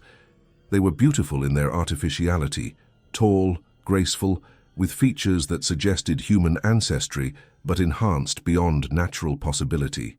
And their eyes all held the same cold intelligence that Marcus now recognized in Jake's gaze. Behind them, barely visible through the storm, Marcus could see larger shapes moving between the trees, structures rising from the earth itself, as if the forest floor was transforming into something entirely different. The underground facility was coming to the surface, and Phase 4 had begun. The approaching entities moved with inhuman coordination through the storm, their blue-lit forms cutting through the wind and snow like predators closing on cornered prey. Marcus watched through the cabin window as structures continued rising from the forest floor, metallic spires and geometric platforms that gleamed despite the darkness, as if lit from within. How long do we have? Sarah asked, her voice steady despite the hopelessness of their situation. Jake checked a device that materialized in his hand, like liquid metal forming into solid shape. Extraction begins in 12 minutes, enough time for final preparations. What kind of preparations? Psychological conditioning to minimize trauma during transport. The transition to the primary facility can be disorienting for unenhanced individuals. Jake's expression showed what might have been genuine concern. We prefer our research subjects to remain functional. Marcus felt rage building through his terror. Research subjects? Dr. Chen, your background in environmental science and animal behavior makes you particularly valuable. Your responses to entity contact will help us understand how to approach other scientists during the disclosure phase. Jake moved to a wall panel that Marcus had assumed was decorative. When Jake touched it, the panel dissolved, revealing sophisticated monitoring equipment. Every conversation, Every emotional reaction, every moment of resistance has been recorded and analyzed. The wall panel displayed recordings of Marcus's arrival, his first night's paranoia, his growing suspicions, his discovery of the laboratory. Dozens of hours of footage, all captured without his knowledge. You've been watching us constantly. Observation is essential for accurate behavioral modeling. How else would we perfect our integration protocols? Jake gestured to the recordings. Your colleague Dr. Reeves provided excellent data during her final weeks. Her progression from suspicion to terror to acceptance was particularly instructive. Sarah grabbed Marcus's arm. Elizabeth never accepted anything. She died fighting. Jake's expression shifted to something resembling pity. Sarah, the individual you knew as Elizabeth Reeves, died 3 weeks into her assignment. The woman who fought so bravely during her final days was already one of us, programmed to believe she was human while providing resistance behavior data. The revelation hit Marcus like a physical blow. You replaced her and made her think she was still human. Experimental Protocol 7, Deep Cover Behavioral Integration. The subject retains all original memories and personality traits while unknowingly serving our research objectives. Jake's pride in the procedure was evident. Elizabeth 7 provided invaluable data about human resistance patterns while believing she was desperately trying to escape. Sarah staggered backward. That means that your friend's heroic final stand was actually a carefully controlled experiment, yes, but her sacrifice wasn't meaningless. The data she provided will help us minimize trauma for future subjects. Marcus felt something fundamental break inside him. The casual cruelty, the clinical efficiency of turning human tragedy into research data, the complete absence of empathy. It crystallized his understanding that these entities weren't evil in any human sense. They were something worse, utterly indifferent to human suffering. But that realization also brought clarity. They had 12 minutes before extraction, 12 minutes to do something, anything that might matter. Sarah, Marcus said quietly, do you still have that emergency frequency you mentioned? Sarah's eyes widened with understanding. The one that bypasses the monitoring network? Yes, but it won't reach official channels, Jake interrupted, his enhanced hearing having caught their whispered exchange. All emergency services have been infiltrated or isolated. There's no one left to call. Maybe not official channels, Marcus said, pulling out his phone and showing Sarah the photos he'd taken in the laboratory. But there are other ways to get information out. Sarah understood immediately. Social media, news outlets, academic networks. Before you entertain such futile gestures, Jake said, you should know that our information control protocols are quite sophisticated. Any electronic communications mentioning entity activity are automatically flagged and suppressed. Your evidence would never reach public attention. Maybe, Marcus said, rapidly typing on his phone, but suppression takes time, even with automated systems, and sometimes that's all you need. He was uploading the laboratory photos to every platform he could access, sending emails to every journalist, scientist, and conspiracy theorist in his contact list. The messages were brief but urgent. Project Metamorphosis, Yellowstone, underground facilities. They're replacing us. Sarah followed his lead, using her ranger credentials to send emergency alerts to park services across the country. Her messages were more detailed, including coordinates, entity descriptions, and warnings about infiltration. Jake watched their efforts with mild amusement. Dr. Chen, even if a fraction of your messages reach their destinations, who would believe such claims? Alien infiltration, underground facilities, entity replacement programs. You sound like paranoid conspiracy theorists. Maybe, Marcus replied, continuing to type frantically. But I used to be a respected academic. Sarah's a government employee with security clearances. When our bodies turn up missing, people will remember these messages differently. Your bodies won't be found missing. They'll be found exactly where we want them, with evidence of whatever death we choose to stage. Jake's confidence was absolute. Climbing accident, bear attack, equipment malfunction, whatever seems most plausible for your respective situations. Sarah had moved to the emergency radio and was broadcasting on open frequencies, sending coded messages to contacts at other observation posts. Ranger stations 7 through 12, this is Mitchell at post 7. Condition red. Repeat, condition red. Entity breakthrough. Primary facility active. Phase 4 initiated. You're wasting time, Jake said, but Marcus noticed the entity seemed slightly more concerned about Sarah's communications than his social media posts. Sarah, Marcus said, the other posts you're calling, how many of them are still human? I don't know, but if even one receives the warning, Sarah continued broadcasting, cycling through emergency frequencies. Any human personnel, this is Mitchell, post 7. We have confirmed entity infiltration at command level. Do not trust official communications. Facility breach in progress. Jake moved toward the radio equipment, his casual demeanor finally cracking. Enough! But before he could reach the radio, static cleared from one of the frequencies, and a human voice responded, Mitchell, this is Patterson, post 12, understood and confirmed. We've been maintaining communication blackout for 72 hours. How many hostiles at your position? Sarah's eyes filled with tears of relief. Patterson, unknown number. Underground facility active beneath our position. Entity claiming Phase 4 initiation. Copy that. Have similar reports from posts 9 and 15. We're not alone, Mitchell. Resistance network has been forming. Jake's expression shifted to genuine concern for the first time. That's impossible. All communications are monitored. Post 12, what's your status? Sarah asked. 3 human personnel confirmed clean, plus refugees from post 9. We've established secure communication with civilian resistance groups in Denver and Salt Lake City. Military contacts report unusual personnel changes at several facilities. Marcus felt hope stirring for the first time since entering the laboratory. There are others fighting back. Patterson's voice crackled through the static. Dr. Chen, if you're there, we've received your uploaded evidence. Military intelligence confirms similar findings at facility sites across the country. Your photos are being distributed through secure networks. Jake lunged for the radio controls, but Sarah blocked him with surprising aggressiveness. How did you coordinate this? She demanded of the entity.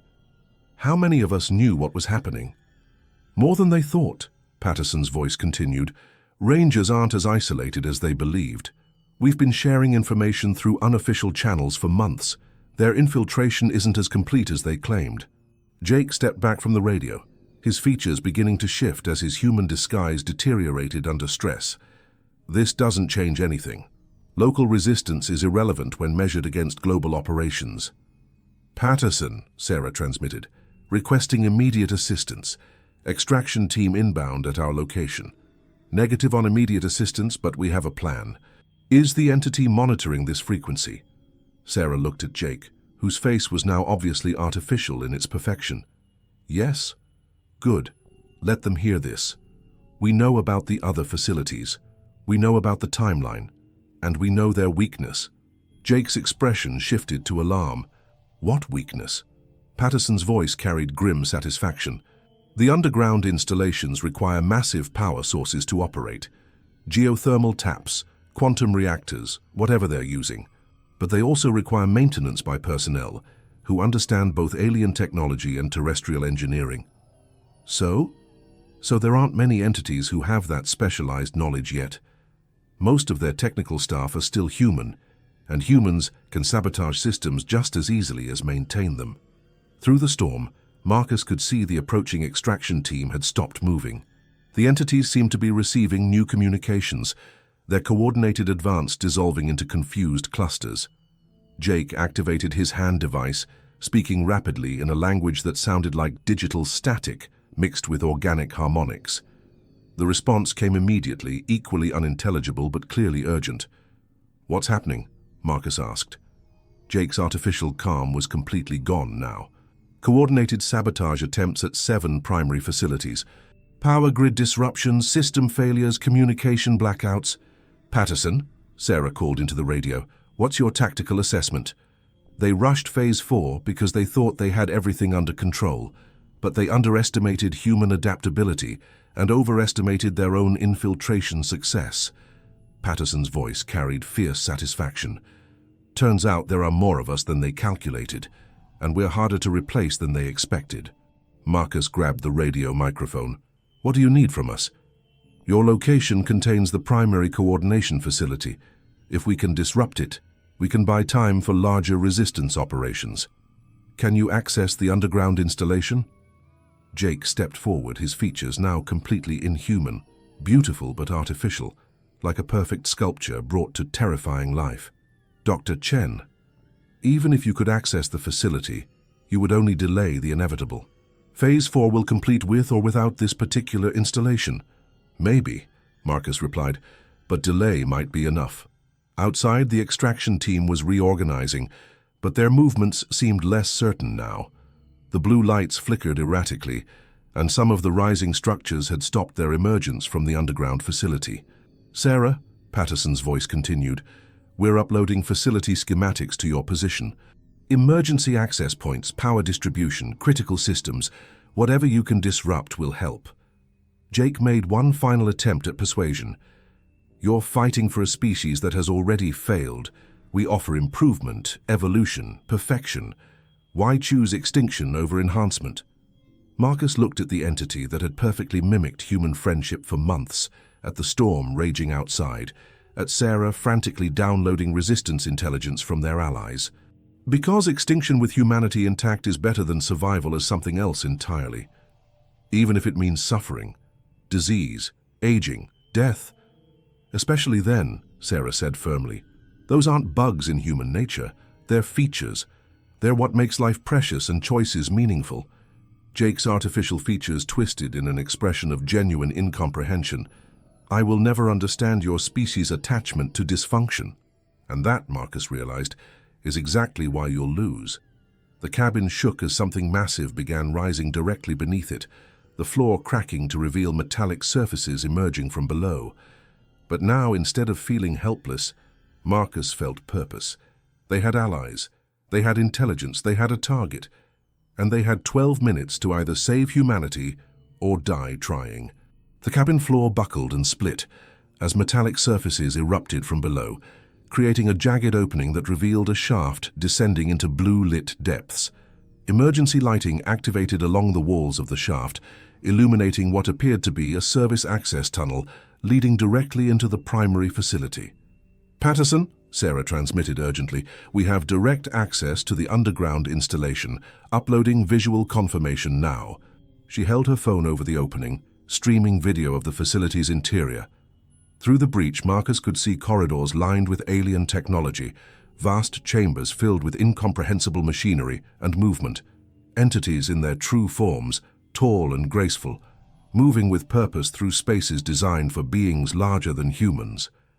Patterson's response was immediate. Confirmed. You're looking at the Central Coordination Hub. Those corridors lead to the primary power distribution center and the quantum communication array. Jake stepped toward them, his artificial features now completely abandoned in favor of his true form. He was nearly 8 feet tall, with limbs that bent at impossible angles and skin that shifted between translucent and opaque like living glass. You cannot seriously be considering this, he said, his voice now a harmonic blend of tones that bypassed human hearing and spoke directly to the brain. Even if you reach the power core, you lack the knowledge to disable it safely. Maybe, Marcus replied, studying the downloaded schematics on Sarah's phone. But we know enough about basic engineering principles. Cut the power. Systems fail. The backup systems will activate within minutes. Minutes might be enough, Sarah said, shouldering a pack filled with emergency supplies and climbing gear. Patterson, what's the tactical situation at other facilities? Mixed results. Post 9 successfully disrupted their local installation, but we lost contact after entity reinforcements arrived. Post 15 reports partial success. Their facility went into emergency shutdown, but we don't know if it's permanent. The sound of helicopters grew louder through the storm, and through the broken window, Marcus could see the extraction team had overcome their confusion and was advancing again. Blue lights converged on the cabin from multiple directions. Time's up, Sarah said, clipping a flashlight to her belt. We go now or we don't go at all. Jake moved to block their path to the shaft. I cannot allow you to proceed. The damage you might cause could set back the integration schedule by years. Good, Marcus said, and tackled the entity around what passed for its waist. The impact was like hitting a tree trunk wrapped in silk. Jake's artificial body was simultaneously yielding and immovable. But the surprise of the attack gave Sarah time to rappel into the shaft using emergency rope from the cabin's survival kit. Jake twisted out of Marcus's grip with inhuman flexibility, his limbs bending in ways that defied anatomy. "Doctor, Chen, you cannot hope to physically overcome an enhanced individual." "Maybe not," Marcus gasped, scrambling toward the shaft opening. "But I can distract you long enough for someone who knows what she's doing."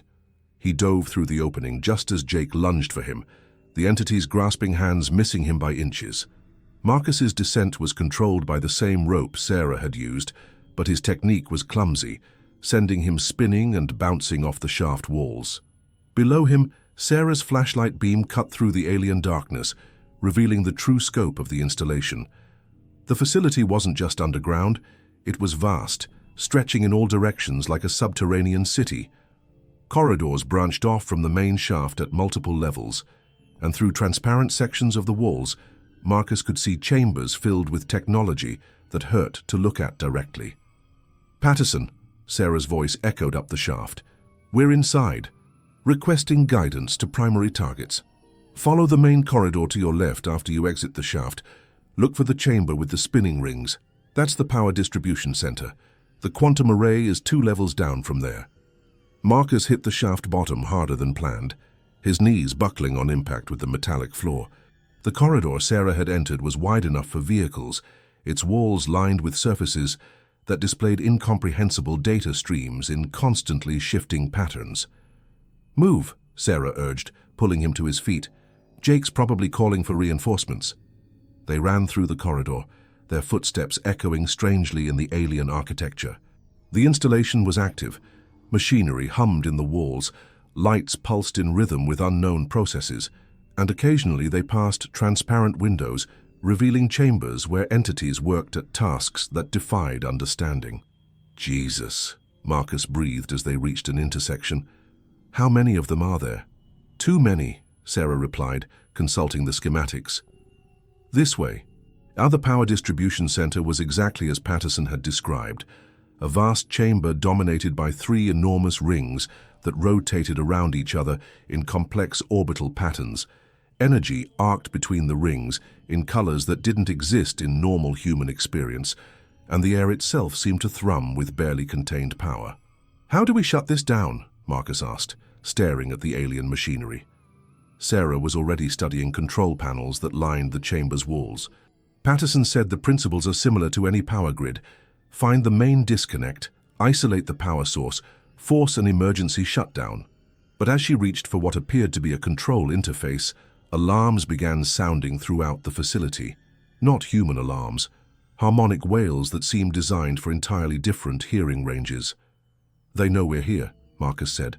Through the chamber's transparent walls, they could see entities converging on their location from multiple directions. Not the careful, measured movements Marcus had observed before, but urgent, purposeful advance. "Sarah," Patterson's voice crackled through their radio. "We're seeing massive activity surges at all monitored facilities. Whatever you're doing, they really don't want you to do it." Sarah found what looked like a main control panel and began pressing interfaces at random. Some responded with color changes, others with harmonic feedback that made Marcus's teeth ache. The rotating rings began to slow their orbital dance. "Keep going," Marcus encouraged, taking position at the chamber entrance. "I'll watch for company." But company had already arrived. Jake emerged from the main corridor, no longer alone. With him came 3 other entities, all in their true forms, all moving with predatory intent. "Doctor." "Chen," Jake called, his voice carrying new harmonics of authority. "You are interfering with critical infrastructure. Stand down immediately." "Counter-offer," Marcus replied, backing toward Sarah. "Go to hell." The entities advanced with coordinated precision, but as they reached the chamber entrance, Sarah achieved something significant with the control panel. The rotating rings shuddered to a halt, and the energy discharges between them flickered and died. Emergency lighting activated throughout the chamber, bathing everything in harsh red illumination. And from deep within the facility came a sound like a massive machine grinding to a halt. "Patterson," Sarah called into the radio. "Power grid is offline. Repeat, primary power grid is offline." "Outstanding. We're seeing cascade failures at 3 other facilities. Whatever you did, it's working." But their celebration was short-lived. The entities had entered the chamber, and Jake's voice carried new urgency. "You have no idea what you've done. The power grid doesn't just supply this installation. It maintains containment protocols for things far more dangerous than us." "What things?" Marcus demanded. Jake gestured toward the facility's depths, where new sounds were emerging. Not mechanical, but organic. Roaring, chittering. Sounds that suggested life forms that had been held in stasis or containment. "The original architects didn't just create us, Dr. Chen. They created many things. Most were failures, too aggressive, too unstable, too alien for integration purposes. Those failures were contained in the deeper levels." Through the floor, Marcus could feel vibrations suggesting massive movement in the facility's lower regions. Something was waking up, and it didn't sound happy. "We need to go," Sarah said, backing away from control panels that were now displaying what looked like breach warnings. Now. But their path back to the shaft was blocked by the 4 entities, and Jake's expression had shifted from concern to genuine fear. "The containment failures will reach the surface within minutes," he said. "They cannot be reasoned with, negotiated with, or controlled. They were created to be weapons, not workers." "Then we stop them here," Marcus said, grabbing an emergency axe from a wall-mounted safety kit. "With what? Human courage and determination?" Jake's artificial laughter was bitter. "You've doomed your own species to save it from us." But Sarah was still working at the control panels, her ranger training helping her interpret what were clearly emergency systems. "Patterson, we have a containment breach situation. Things are waking up down here, and they don't sound friendly." "Copy that. Military contacts report similar breaches at facilities worldwide. Recommend immediate evacuation if possible." "Negative on evacuation. We're blocked in, and someone needs to restore containment protocols." Marcus realized what Sarah was planning. "You're going to restart the power grid." "Only way to keep the real monsters locked up," she confirmed, her hands flying over controls. "Jake, how do I restore containment without reactivating the coordination systems?" Jake stared at her in confusion. "You would trust me to help you after everything you've learned." "Right now, you're the lesser evil," Sarah replied grimly. "And those things coming up from below threaten your people too." The entity hesitated for a crucial moment, torn between following his programming and acknowledging the immediate threat. The decision was made for him when something massive crashed into the chamber from below, cracking the floor and sending all of them scrambling for balance. "Partial power restoration," Jake said rapidly, moving to a different control panel. "Containment protocols only. It will require both human and entity authentication." "Do it," Sarah ordered. As Jake and Sarah worked together at the alien controls, Marcus kept watch on the floor breach. Through the cracks, he could see something moving in the darkness below. Something large and organic and very definitely not designed for peaceful coexistence. The partial power restoration succeeded just as the first containment failure reached their level. Through the chamber's transparent walls, Marcus caught a glimpse of something that looked like the entity's twisted cousin. Similar basic form, but clearly designed for destruction rather than infiltration. Emergency containment fields activated, trapping the escaped creature behind barriers of solid energy. But Marcus could see more movement in the facility's depths. "How many more are down there?" he asked Jake. "Thousands," the entity replied grimly. This facility contained the failures from centuries of experiments, and as if summoned by his words, the facility shook with the impact of many more things trying to break free from the lower levels. The real war for humanity's future was just beginning. The facility's emergency containment fields flickered and stabilized, holding back the immediate wave of escaped failures, but Marcus could see more creatures moving in the depths below. The partial power restoration had bought them time, not victory. "Patterson," Sarah transmitted urgently, "containment partially restored, but we have massive hostile entities loose in multiple facility levels. Recommend immediate military response." "Copy that.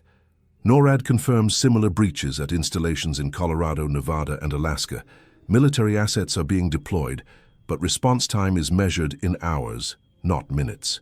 Jake worked frantically at the alien control systems, his enhanced reflexes allowing him to interface with technology that hurt Marcus's eyes to look at directly.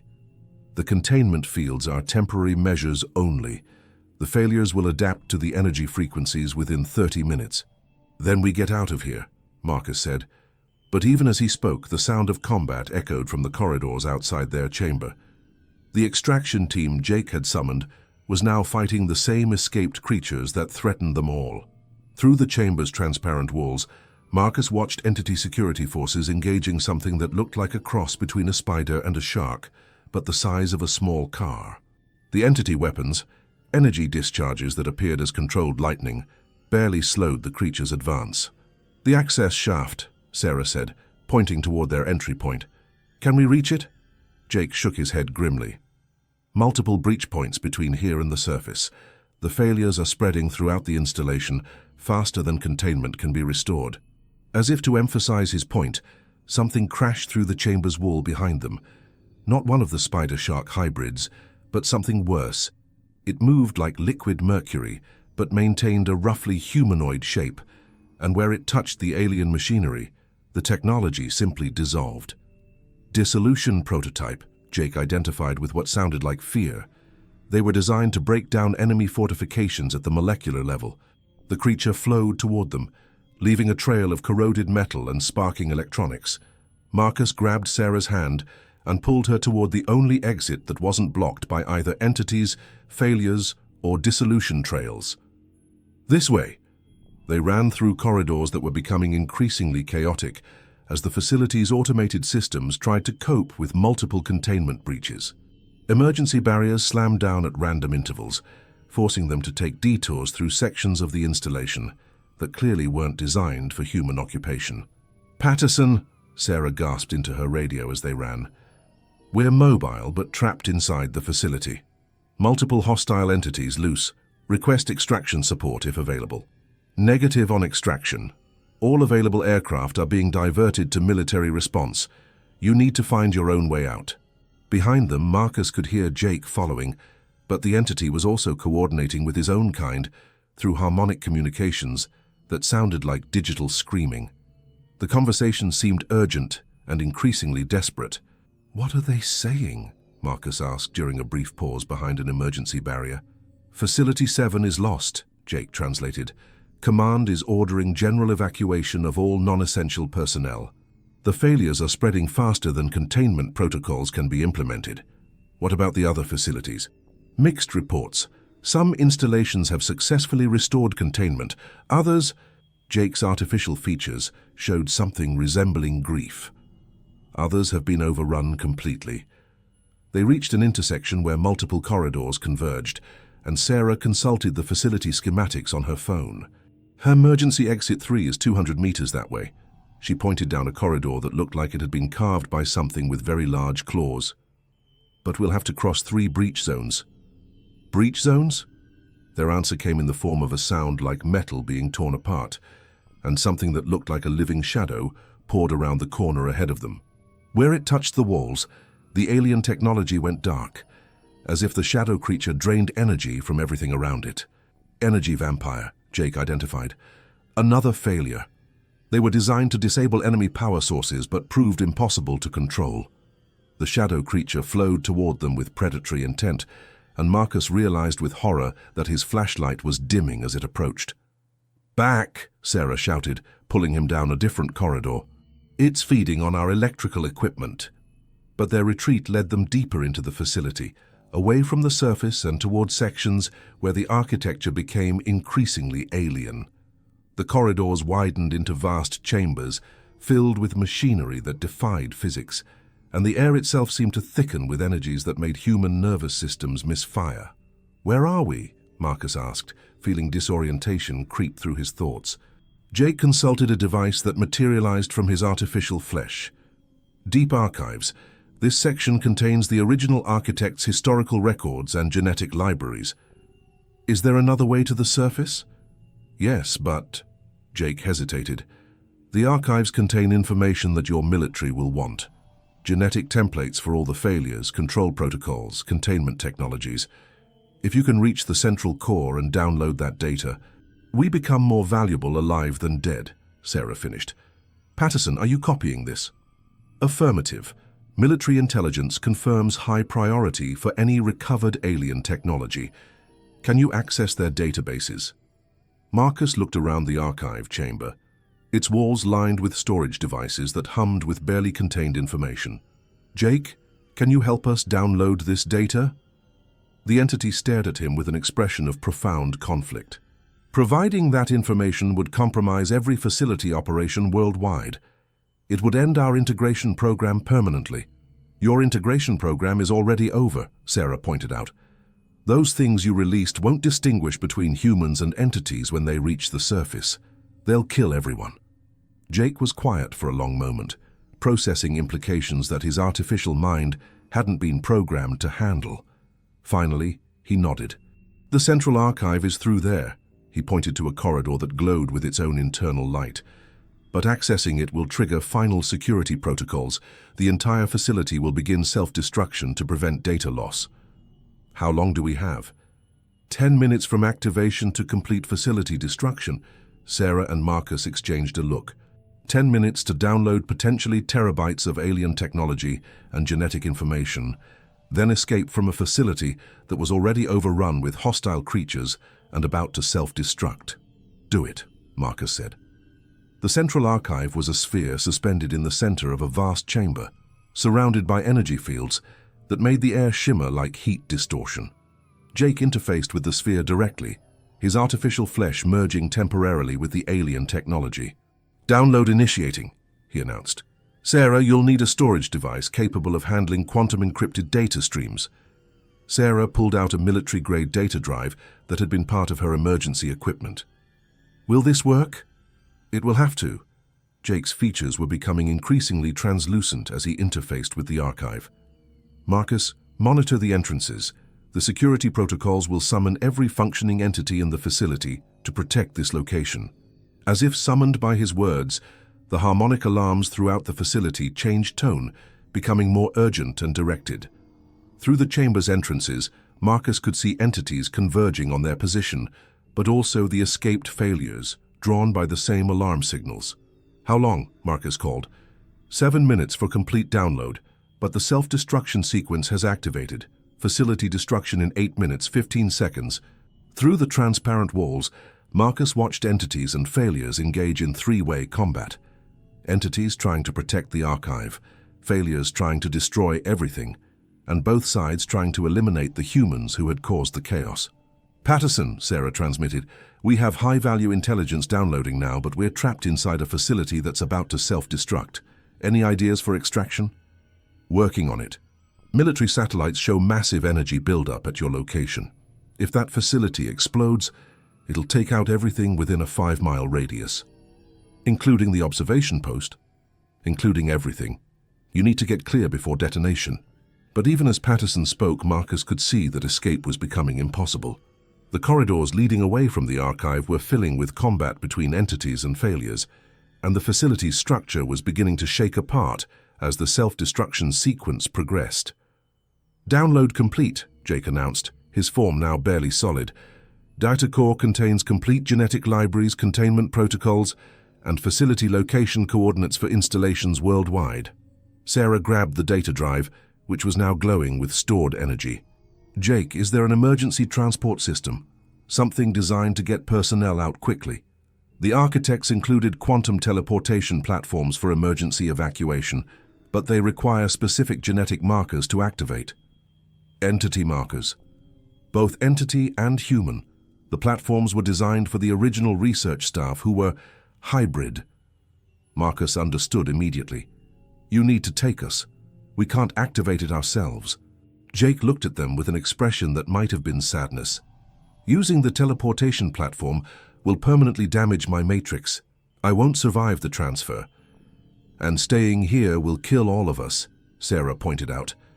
The facility shook around them as something massive exploded in the lower levels. Through the walls, Marcus could see structural damage spreading as the self-destruction sequence accelerated. 4 minutes to detonation, Jake announced. Decision time. Take us out, Marcus said firmly. The data you helped us get might be the only thing that saves both our species from those failures. Jake nodded, and led them to a platform that materialized from the chamber floor. As they stepped onto it, he began interfacing with the controls, his artificial body starting to dissolve at the edges. Coordinates set for the emergency cache 3 miles northeast of the observation post. Military extraction should be possible from that location. "What about you?" Sarah asked. "I complete my purpose, perhaps that's enough." Jake smiled, and for the first time, the expression seemed genuinely human. Tell them that some of us learned to understand what you were trying to protect." The teleportation activated just as the facility's self-destruction reached critical threshold. Marcus felt reality dissolve around him, then reconstitute in a frozen forest clearing where military helicopters were already approaching through the storm. Behind them, the night sky lit up with an explosion that could be seen from space as the primary facility, and everything in it was reduced to atoms, including Jake, who had chosen to ensure they escaped with the information that might save both species from the failures they had accidentally unleashed. As medics and military personnel surrounded them, Marcus clutched the data drive that contained the secrets of an alien terraforming project. But he couldn't stop thinking about an entity who had learned to value human choice over artificial perfection. And somewhere in the forest around them, he knew the real war was just beginning. 6 months later, Dr. Marcus Chen adjusted the microphone in the congressional hearing room, facing a panel of senators whose expressions ranged from skeptical to openly hostile. The classified session had been ongoing for 3 days, with Marcus providing testimony about Project Metamorphosis, the entity infiltration program, and the ongoing global response to the failure breaches. "Dr. Chen," Senator Harrison leaned forward, his voice carrying the weight of exhaustion that had marked all their faces since the crisis began. "In your expert opinion, how effective have the containment protocols derived from the alien archives been in managing the escaped biological threats?" Marcus glanced at the thick folder of reports beside him, military assessments, scientific analyses, casualty reports from around the world. "Senator, the protocols have been partially successful.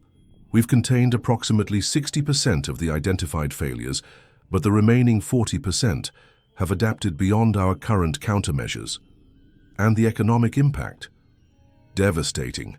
12 major cities evacuated, agricultural production down 30% due to contaminated zones, tourism, and outdoor recreation industries essentially collapsed."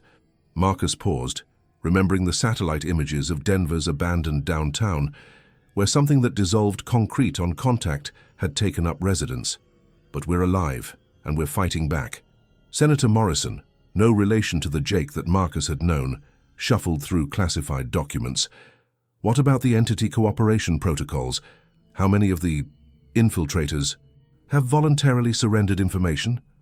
47 entities worldwide have provided intelligence about failure weaknesses and containment methods. They've proven that not all of them supported the integration program.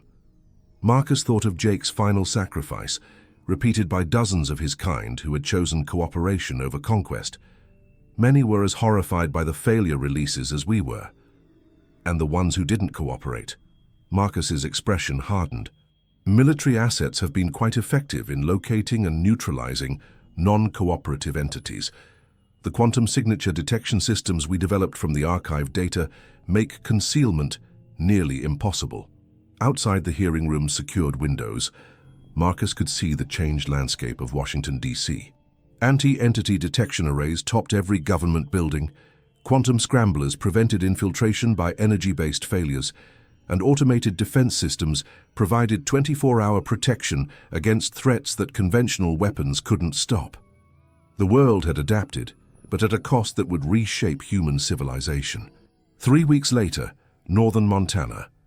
Sarah Mitchell stood at the edge of what had once been Observation Post 7, now a perfectly circular crater half a mile wide and 300 feet deep. The facility's self-destruction had been more thorough than any of them had anticipated, leaving behind only glass-smooth walls that reflected the Montana sky like a dark mirror.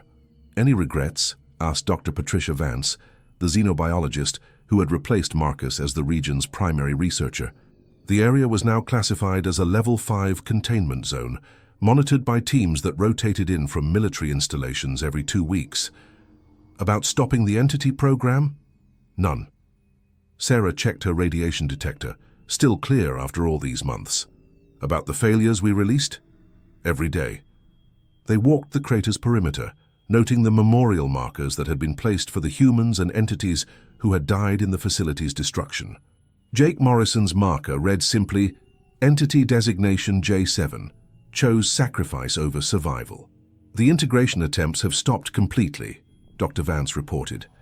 Military intelligence believes the remaining entity population has abandoned the terraforming project entirely.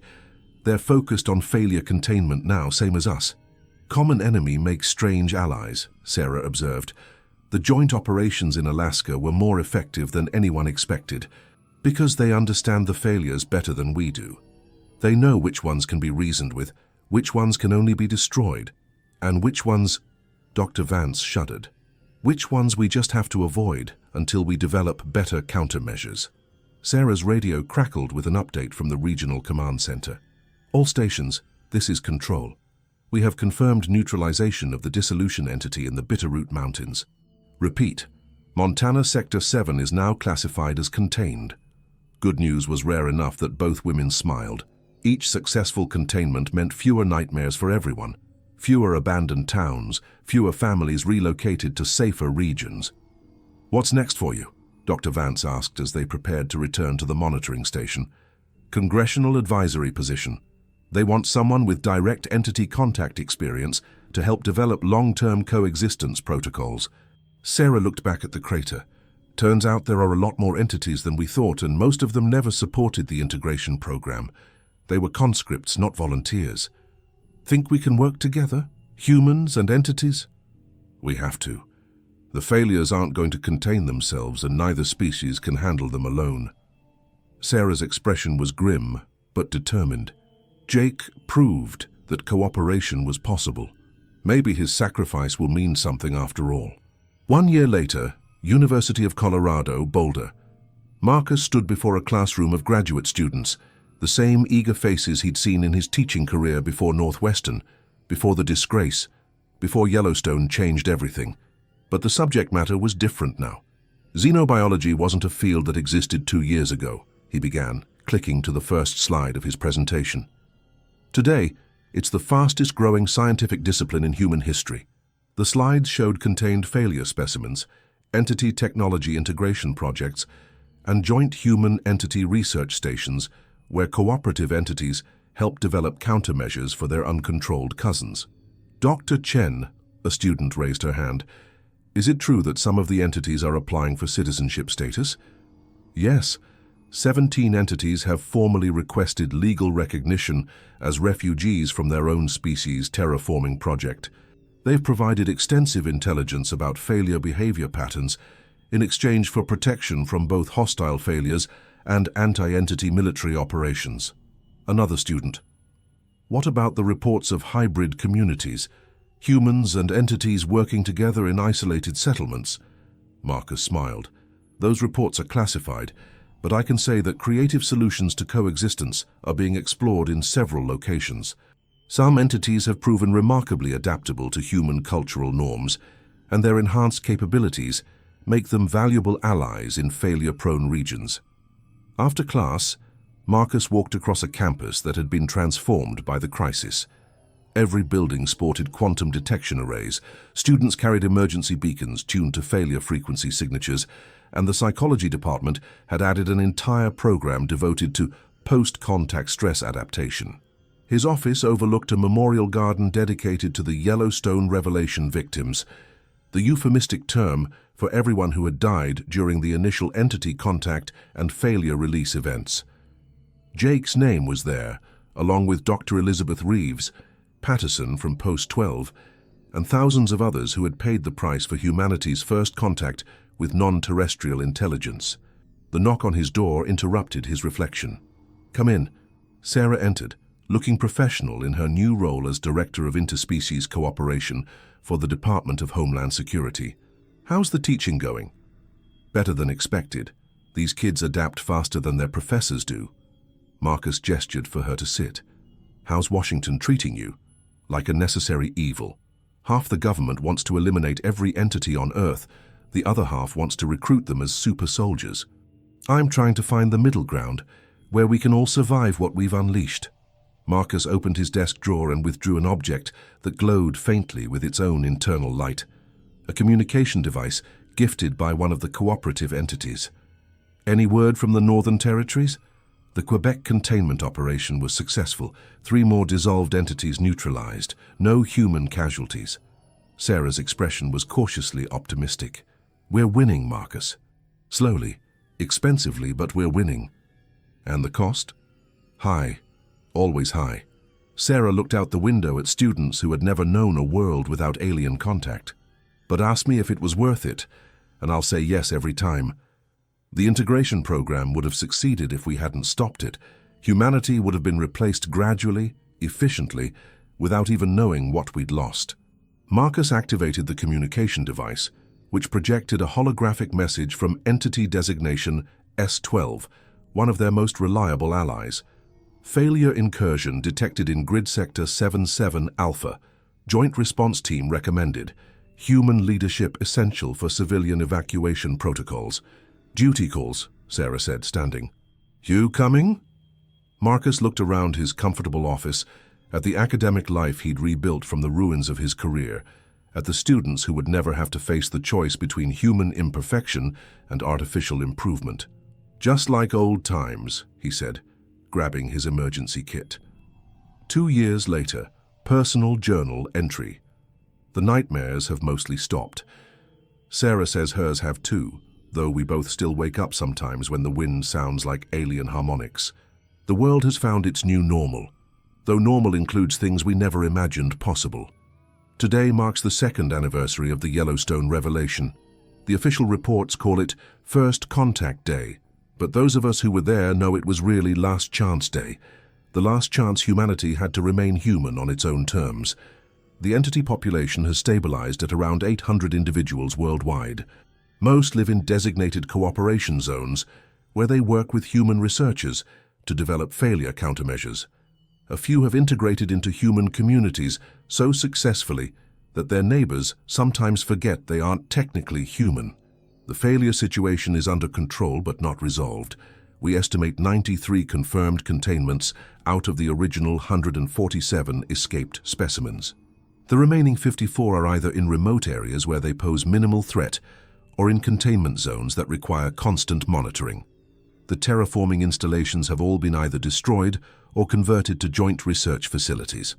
The original architect's technology has advanced human science by centuries, but we've learned to be selective about which advances we accept. Some knowledge comes with too high a price. I received a message today from a student who graduated last year. She's leading a joint human entity research team in Antarctica, studying failure specimens that have adapted to polar environments. She says her entity colleague reminds her of stories I told about Jake, though she's never asked directly whether those stories were true. I haven't told anyone about the envelope I received last week. No return address, postmarked from a town that doesn't exist on any map. Inside was a single photograph.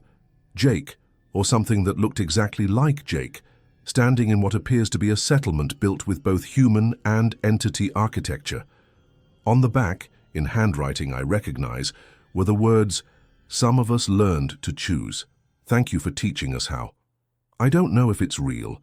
I don't know if Jake somehow survived the facility destruction, or if another entity has taken his memories and appearance, or if I'm simply seeing what I want to see. But I know this. The choice between human imperfection and artificial improvement isn't binary. Sometimes the answer is synthesis, cooperation, finding a third path that preserves what's valuable in both. The world is stranger now, more dangerous, but also more hopeful. We know we're not alone in the universe, and we know that intelligence can take forms we never imagined. We also know that consciousness, whether human or artificial, includes the capacity to choose sacrifice over survival, cooperation over conquest. Jake made that choice. In the end, maybe that's the most human thing any of us can do. Tomorrow, I start a new project, writing the comprehensive history of the Yellowstone revelation. Sarah has agreed to co-author, and several cooperative entities have volunteered to provide their perspectives on the events. It will be the first book written collaboratively by humans and non-humans, and I suspect it won't be the last. The future is uncertain, but it's ours to write. Together. End of journal entry. Dr. Marcus Chen continued his work in xenobiology until his retirement in 2031. Sarah Mitchell served as Director of Interspecies Cooperation for 12 years, overseeing the successful integration of entity refugees into human society and the final containment of escaped biological failures in 2033. Their collaborative memoir, Beyond Human, a chronicle of first contact, became required reading in schools worldwide and helped establish the philosophical framework for human-entity coexistence. The Yellowstone site remains a memorial and research facility administered jointly by human and entity personnel. Every year on the anniversary of the revelation, representatives from both species gather to remember those who died and to renew their commitment to the difficult work of building a shared future. The question of whether humanity was improved or diminished by contact with non-terrestrial intelligence remains a subject of ongoing debate. But most scholars agree that the choice to remain fundamentally human while accepting the existence of other forms of consciousness was the right one, even if it came at a cost that will be felt for generations. Some choices are worth making, regardless of the price.